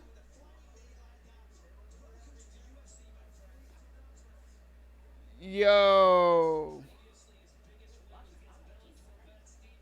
Holy shit. Guys, look at this replay. That's such a clean flying knee. Look at this. Oh, right through the guard. It's like he didn't. Yeah. Oh, man. I think he thought maybe a body kick was coming or something. Oh, and it was so quick, too. Fuck.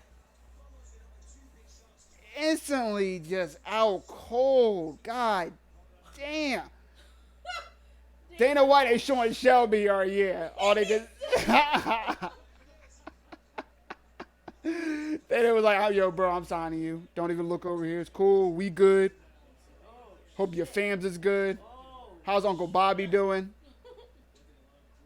What up, John? Holy moly donut shop indeed, Brandon. Man, what a knee. Woo. That is some shit, guys. Holy shit. Guys, that fight was as close as you will see in a war. Both guys just trading shots all fucking fight. Midway third round. In the beginning of the third round, I said, I wonder if one of these guys are going to take it. They're both trying really hard. They're both doing damage. They're both having entertaining fights, putting on an entertainment performance. No matter who won, I feel like they would have got a contract. But I said, yeah, I wonder if someone's going to take this round, if they can take this round. Cruz said, young man, hold my drink. Holy shit.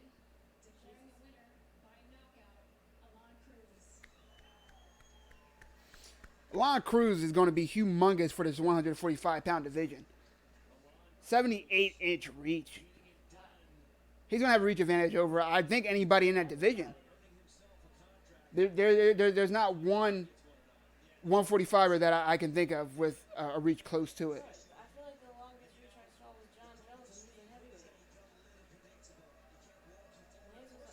84. Yeah, 84.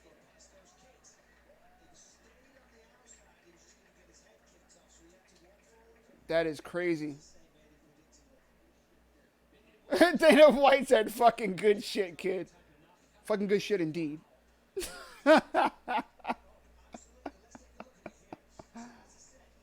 Guys, they're replaying this knee again. I can watch this all night. Look at it, backing up, switch stances, and said psych, and came with the right knee right up the middle. Guys, that I didn't realize how slick that was. Change stance, Oh my God, stop. He's going. said, okay, now that's going to be my back leg, so you're going to see it coming. But then switched, they call it switch knee, flying knee, and bam, right down the middle. Beautiful, beautiful, beautiful. Let's listen to Cruz's post-fight. Is he talking? Fuck. I did not expect him to, we'll call it soft-spoken. I didn't expect him to be so soft-spoken.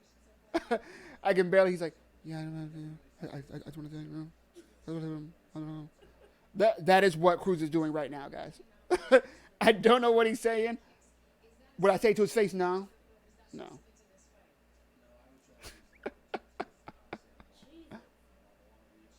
His kicks were coming from everywhere. Kicks to the body, kicks to the legs, kicks to the head. Like I said, I wish they had the stats like they do with UFC so I can just bring them up for you guys. But come on, such diverse striking arsenal for this young man. And obviously packing heat. I said he was landing some of those head kicks. He was throwing them all night. Finally landed some. Not sure. Finally landed some head kicks. And he was landing them flush, and Wynn was eating them, eating the head kicks. But that switch knee was too much. Woo. That's about as good as knee you're going to see. That sucks. The only knee I've seen better than that in recent memory is Jorge Masvidal to Ben Askren. Just talk us through this incredible knockout. Oh, he said that's his first knockout.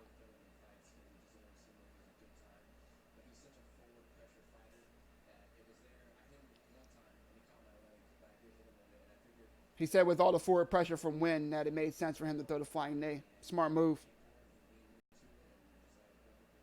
Unbelievable finish. I know your mom is such a huge part of your journey getting to this point. I know she's at home, potentially with some liquid courage behind her. What's your message to your mom? The interviewer pretty much just said it. We know your mom's at home getting drunk. What do you got to say to her? What? Mind your business, lady. Don't ask me what the fuck my mom doing. How dare you assume my mom? Mind her business. Mom had to get drunk. I'm assuming he had to say something about it. I doubt they would just say it. Just randomly saying liquid. Mom's home drinking. What their secret rules? Here we go. Alexa Kammer, 4-0. 3 first-round finishes.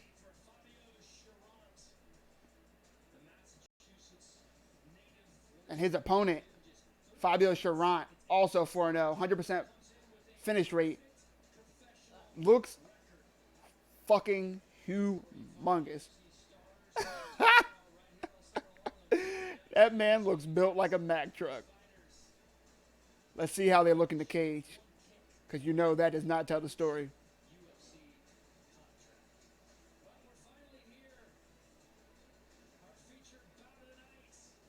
What weight class is this?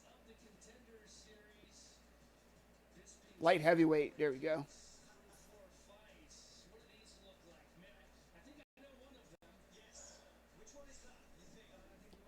Show main event. I cannot do that, my friend.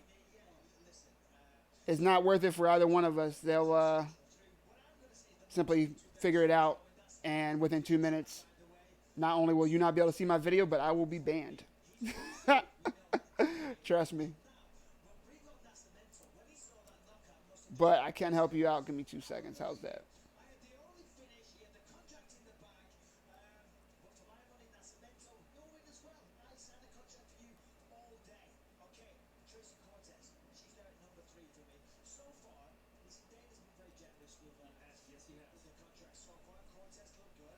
I think we're 3-1 with the contracts tonight, guys.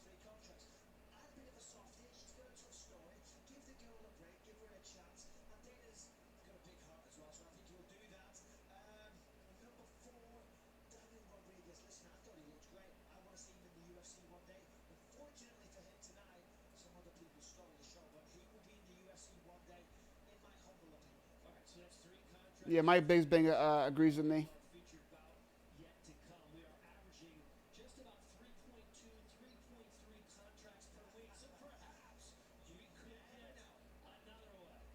Yeah, so far 3 contracts.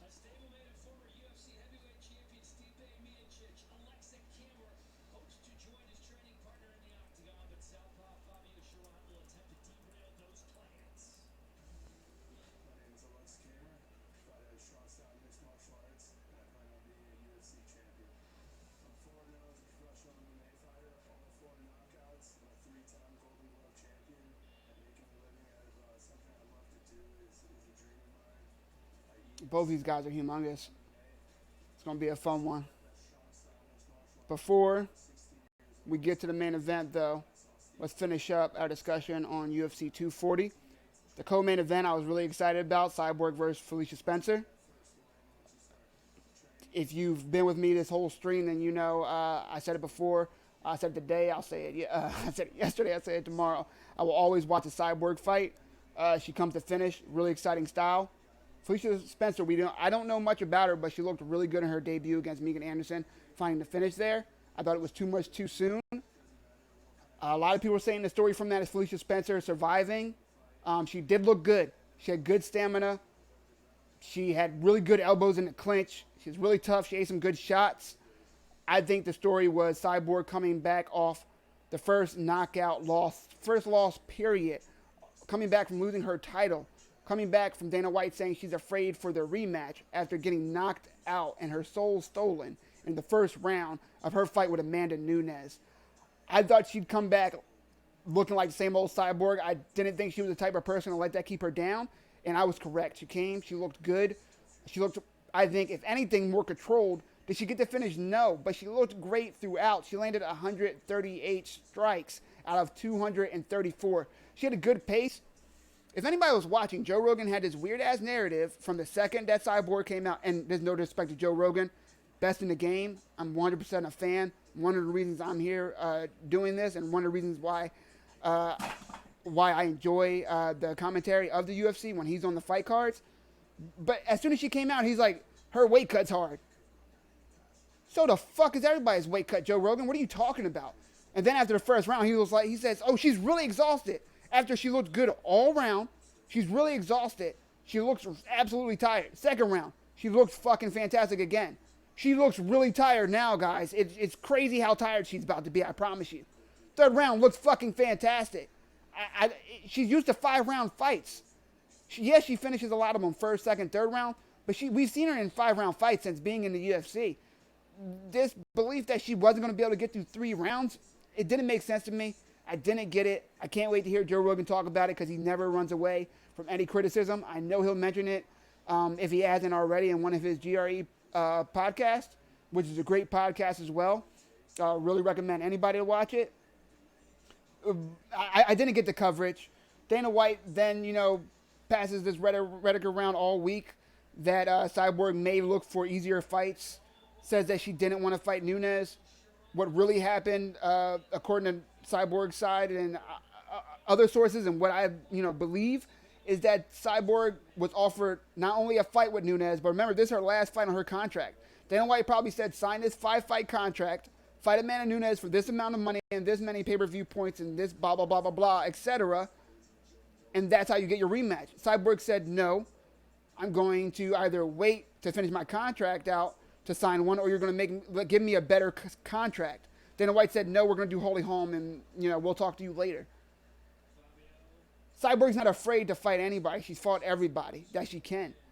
I feel like, and she said it, and I can't imagine her getting a fair contract from Dana White in the UFC and not taking Amanda Nunes fight. She looked great. She looked good. She dominated. She was impressive. Her cardio looked great. Her power looked great. She had a big gash on her forehead For the first time ever, we've never seen her bleed in the octagon, at least in my memory. And according to her, it was the first time as well. And Felicia Spencer, she looked good, but the narrative should be coming out of this. Chris Cyborg is back, and I can't wait to see what she does next. Dana White needs to throw her all the monies in the world and give her another chance to redeem herself against Amanda Nunes. Worst case scenario for him, since I know he has a good relationship with Amanda Nunes, as he should. She's a great champion and great representative of the sport. But if Nunes loses, you do it again. You have that winner takes all. It's a win-win for everybody. And I think Cyborg is good for any pay-per-view to boost it a little bit. That's what I want to see for Cyborg next. I want to see Cyborg come back to the UFC. I want to get paid for it. I want to see the UFC respect her, which who knows if that's going to happen. Come on, let's be real. But I want to see her versus Amanda Nunes. Let's have the UFC respect both of them because they don't respect Nunes either. Like Cyborg still gets more hype, but she took her belt. No, they're all behind Amanda Nunes. Every time they talk about my friend saying to get Amanda Nunes her respect as well, and my response is they always call her the GOAT. Now, Yeah, now, because she proved herself to be the GOAT. that's like She wasn't the GOAT White. before beating Cyborg. That's like yeah, okay. You but- gotta prove you're the GOAT. Okay, but she beat the GOAT at the time, which was Ronda Rousey, and nobody gave her any play whatsoever. That still didn't make her the GOAT though. Okay. Yeah. But at the time, Ronda Rousey was everybody's queen, and yet she beat her literally. She didn't- she took didn't- her career. She didn't beat Ronda when Ronda was considered the GOAT though. Both guys same size, 6'1". She had already lost to Holly Holm. Was everyone not still on Ronda's ass? So They weren't calling her the GOAT. I'm sorry, Holly Holm was the GOAT at the time. No, Who was the GOAT then? it was arguable. Now it's not. Wow. Guys, we are going into the main event of Dana White Contender Series, but we will touch on Max Holloway, Frankie Edgar, right before Dana White picks the winners of the contract, which I feel like won't take very long tonight. To me, there's been 3 no-brainers.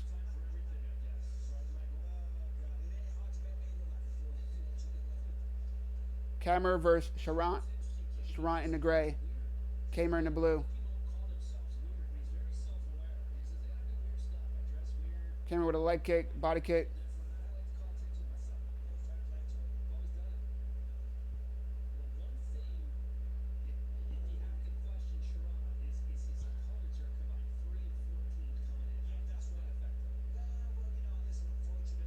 Both guys just filling each other out.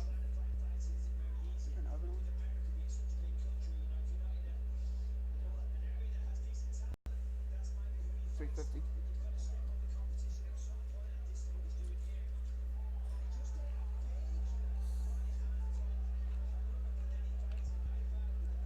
Both guys starting to throw a little bit now.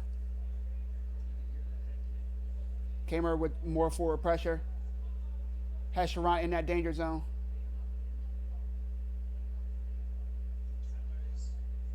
Charant keeps circling to his left. Not the best idea. That's right into Kamer's right hand.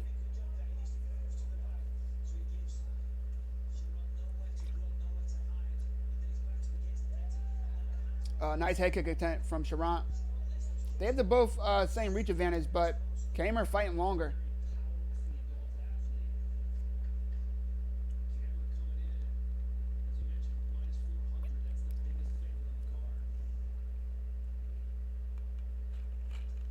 Oh, Charant lands a nice left.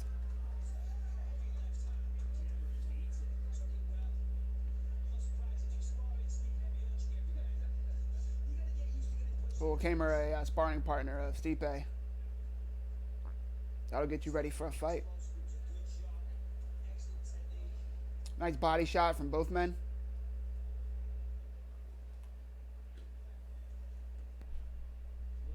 Kamer with Charant against the cage.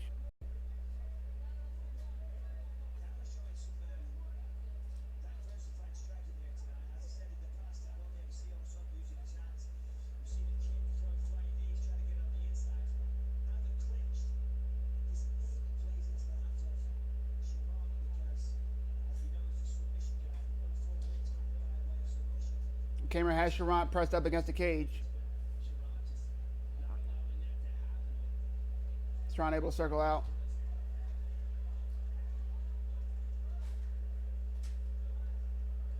You hear Sharant's corner yelling to him to be first, which he has not been for most of this round.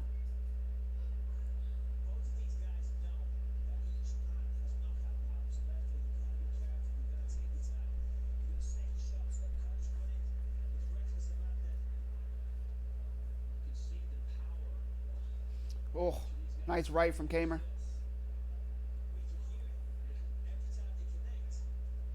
And a left from Kamer.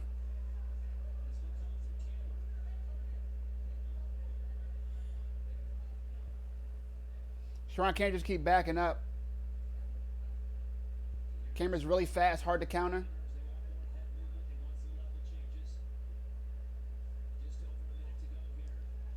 Kick to the body from Kamer, but eats a cross for it. Nice leg kick from Kamer.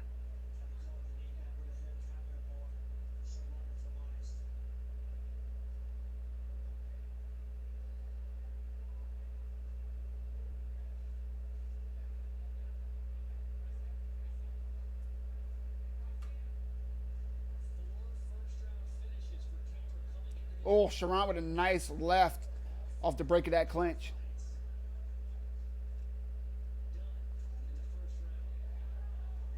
Yeah, Sharant countering off those kicks. Needs a kick to the body, but lands a nice cross. Throwing hooks off the counter, but Kamer, nice foot speed, nice head movement.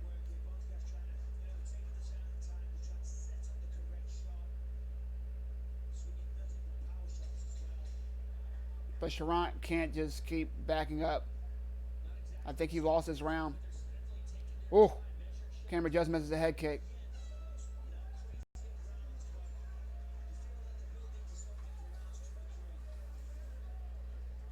Both guys are going to have to pick it up if they want a contract, but it was a pretty good round. Definitely a round for Kamer. Sharant looking tired, which is not good because he didn't do much that round at all. And I believe him to be down one round.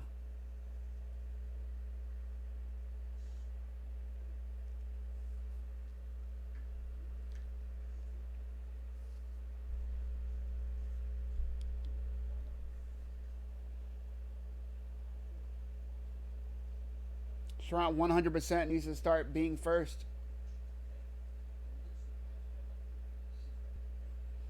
Yeah, he's powerful. Yeah, he's throwing some bombs off those counters, but Kamer's looking to be, really elusive right now while pressing forward. That's not good for Sharant.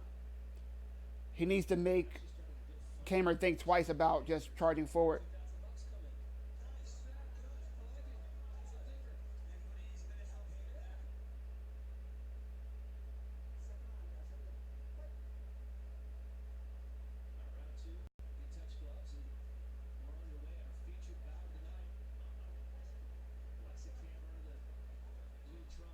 Head kick attempt from Kamer. Oh, Sharant lands a nice combo. Hard. Kamer rocked. Oh, flying knee from Kamer as Sharant presses forward, though. Sharant is dazed. Let's see if Kamer, yeah. Kamer now has side position on his back. Sharant's turtling. Kamer just switches sides. Sharant's still trying to defend himself, but the ref's not going to watch much more of this. Yeah, Sharant's just blocking now. I think you got to end this fight. It's over. What a turn of fucking events.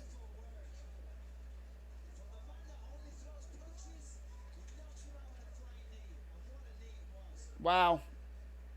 Another flying knee leads to another knockout on Dana White Contender Series.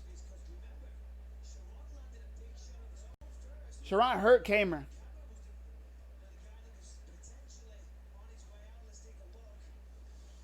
But Kamer really smart.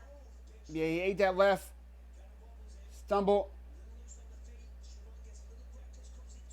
Comes in and wham. Eats a knee for it. Wow.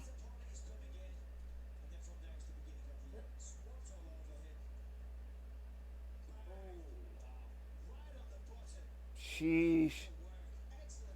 Just talking about how he needed to be first, but then he got a little too aggressive when he wobbled Kamer. Kamer was able to read it and just time it perfectly timed knee, man. Is that all he's gonna say all night? Oh, holy shit. The look on Dana White and friends' face. I think we got our fourth contract tonight from our biggest underdog on the card, a minus 400. Ladies and gentlemen, referee Chris Styoni has called a stop to this bout at 48 seconds of round number 2, declaring the winner by TKO, Alexa Cameron. Hammer. Talked about those fighters from the Ohio Valley who have earned contracts in the Contender Series. Devontae Smith, Cameron's teammate Jeff Hughes, and Jordan Espinoza. A look at Dana White. Why does he have 17 phones? That's he Dana does, in fact, have 17 phones right now. decides how many contracts he Who the fuck is he calling? I know you said bank. 3 earlier. Say 4 at this point. Well, I don't know if he's gonna get 4 this time. You know, I mean, the idea of the Do you have some inside scoop I should know? I think 4 contracts.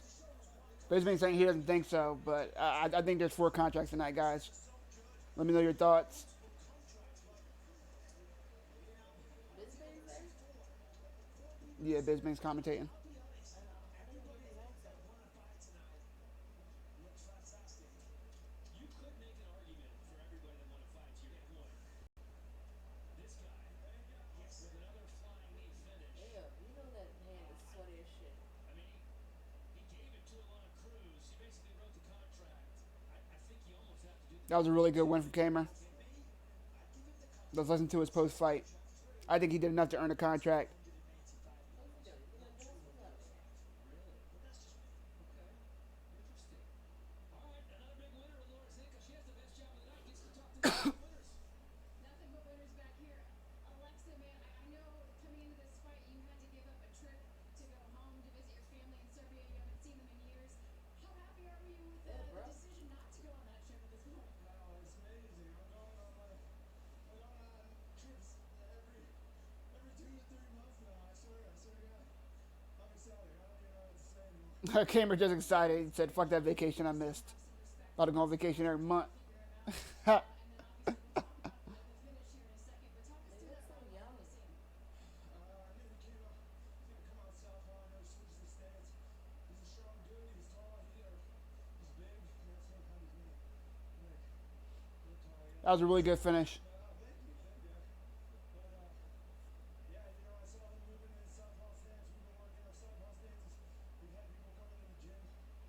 He's talking about how he was trained and prepared for this fight. And my coaches are Guys, if you're joining me for the first time, please subscribe and thumbs up. I appreciate it. We have a competition going on. If you get 5 people to subscribe on either my Twitch or YouTube at Mike Jesse MMA on either platform, then you will be able to get $100 worth of UFC merchandise. Yes, I will enter you in my contest to win $100 of real official UFC merchandise sent to any address you provide me. I might even let you pick it out if you are so lucky. Again, get 5 people to subscribe.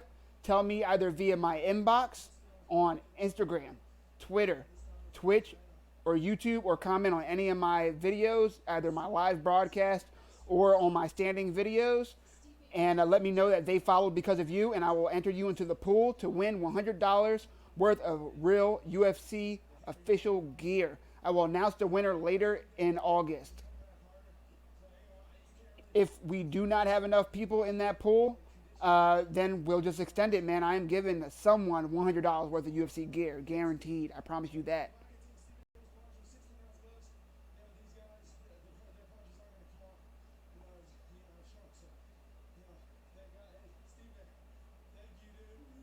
Kamer thanking Stipe for being a good training partner. He's like, oh yeah, and all you other guys that aren't Stipe. You guys too.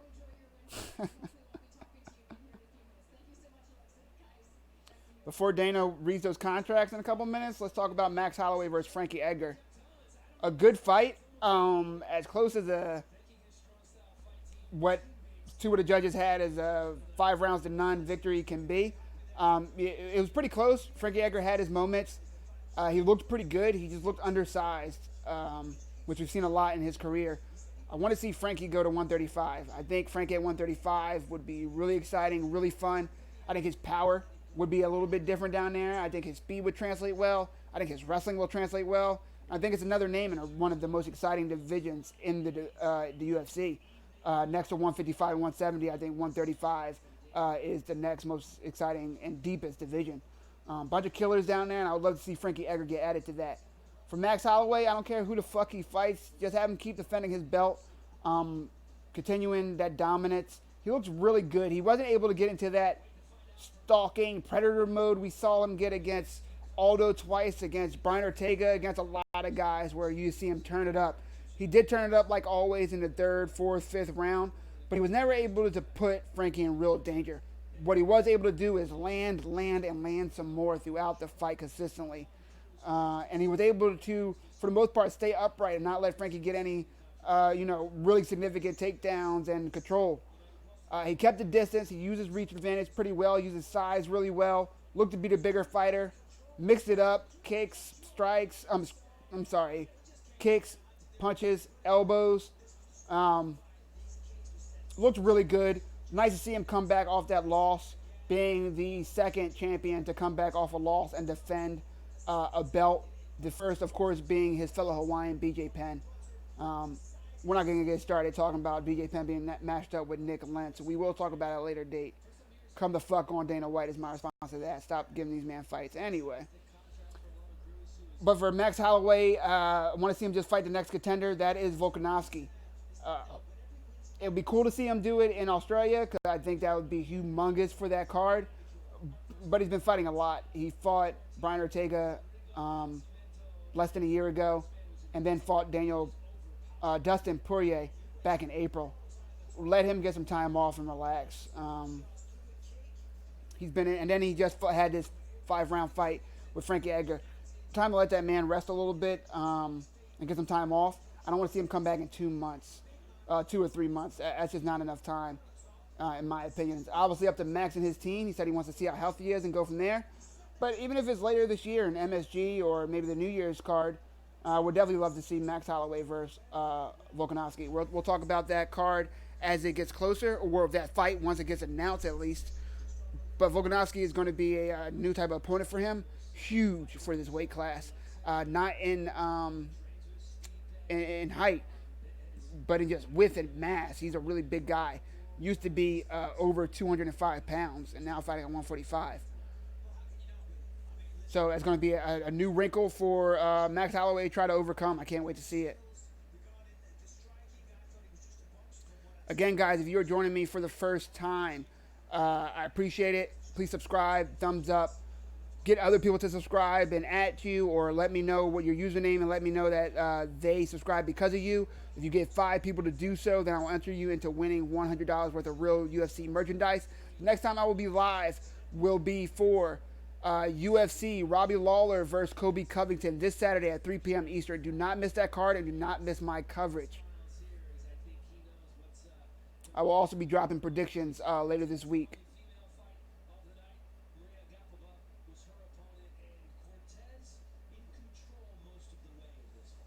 They're just going over the fights, a.k.a. killing time.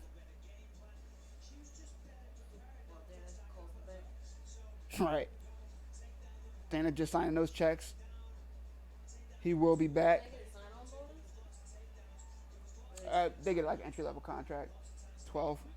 I mean, like, did they leave with a check today? Yeah, they get paid for this. Not a lot, but they get paid. I think like $5,000. So the people that lose, do they get paid or Yeah. they get paid less? Yeah. Dana White coming out with his picks. Again, I think we're going to be 4 for 5 tonight. Thank you very much, guys. Seeing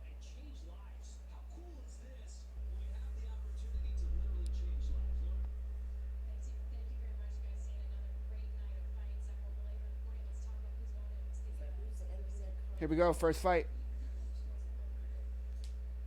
We did a quick workout on it tonight. We didn't get to see a lot of stuff of him. Didn't get to see him stand up a lot. And once he went to the ground, he's 7-0 now. Talking about you didn't get to see a lot because he ended it in the first round. And you said it earlier. If that's the worst thing you can say, you sign that man. Heavyweights that we're taking him, and I think we already got a fight lined up for him in August. Said they're taking him and they have a fight lined up for him in August. Didn't I tell you guys in the beginning that they don't waste time signing these guys? Next one, so Hell yeah, let's go. Farrington, 1 for 1. he fought a tall, rangy, awkward guy who is an absolute athlete. I mean, the kid's an athlete. I wasn't blown away by the performance tonight. He's 9-1. I think that this guy is talented. I think he's a good fighter. He came out to fight tonight, but just didn't give me that thing I was looking for tonight. But the kid's 9-1, and I say this all the time: when you don't get picked up on the show, The second fighter, saw you. You're 9-1. You're a talented guy. It's gonna work out for this. second fighter did not get signed. Out tonight.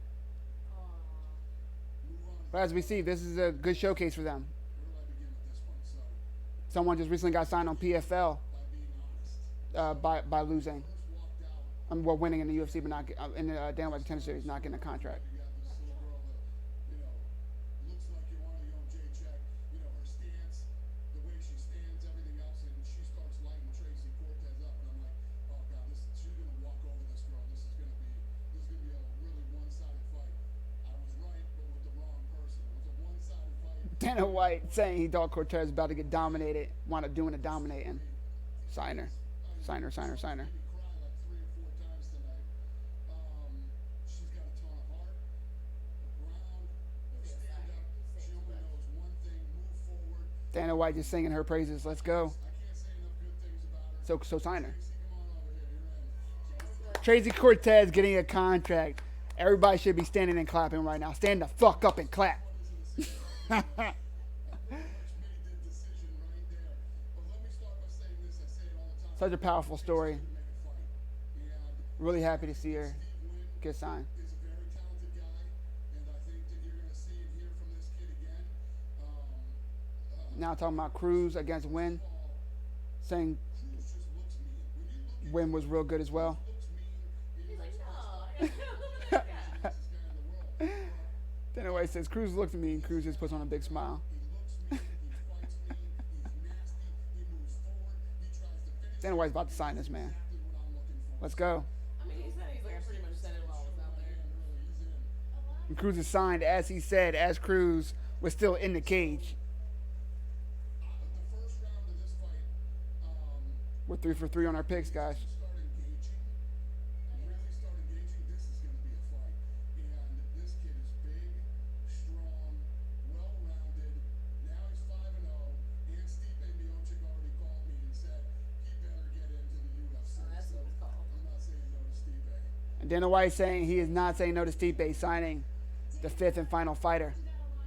We got 4 out of 5 contracts. We were correct, guys. And that is great to see 4 young fighters, 3 men, 1 woman, get a chance to come into the UFC on this contract. Punches, I think the kid is super talented. And like I said, it takes 2 to make a great fight. To be honest with you, I hope Wynn gets a contract eventually. His composure, was picking him apart when he could, and Losing to Cruz via that flying knee. that was it, man. I couldn't even keep a poker face. That was it. I'm in. I took the phone call immediately after the fight. We knew it had to be someone important if you're answering the call at that point. What did Stephen say to you? Yeah, no, Stipe said, trust me when I tell you. Oh, he was legit on the phone. Stipe really called Dana White. And you just saw a glimpse of what this kid is capable of doing. So, So much of this show is not just Jeez. it's about their families, it's about their stories. I know this show is Guys, again, if this is your first time joining me, please subscribe, thumbs up the video. I appreciate the support. I hope you guys had fun. I had a fucking ball with you guys, man. Thank you for keeping up the chat, the questions, etc. This was a good night of fights, as always, for Dana White Contender Series. Next time I will be live will be for UFC Kobe Covington versus Robbie Lawler at 3 p.m. Eastern Standard Time. Do not miss it. Join me. Join the contest, etc., etc. I will see you next time, guys. Have a good night.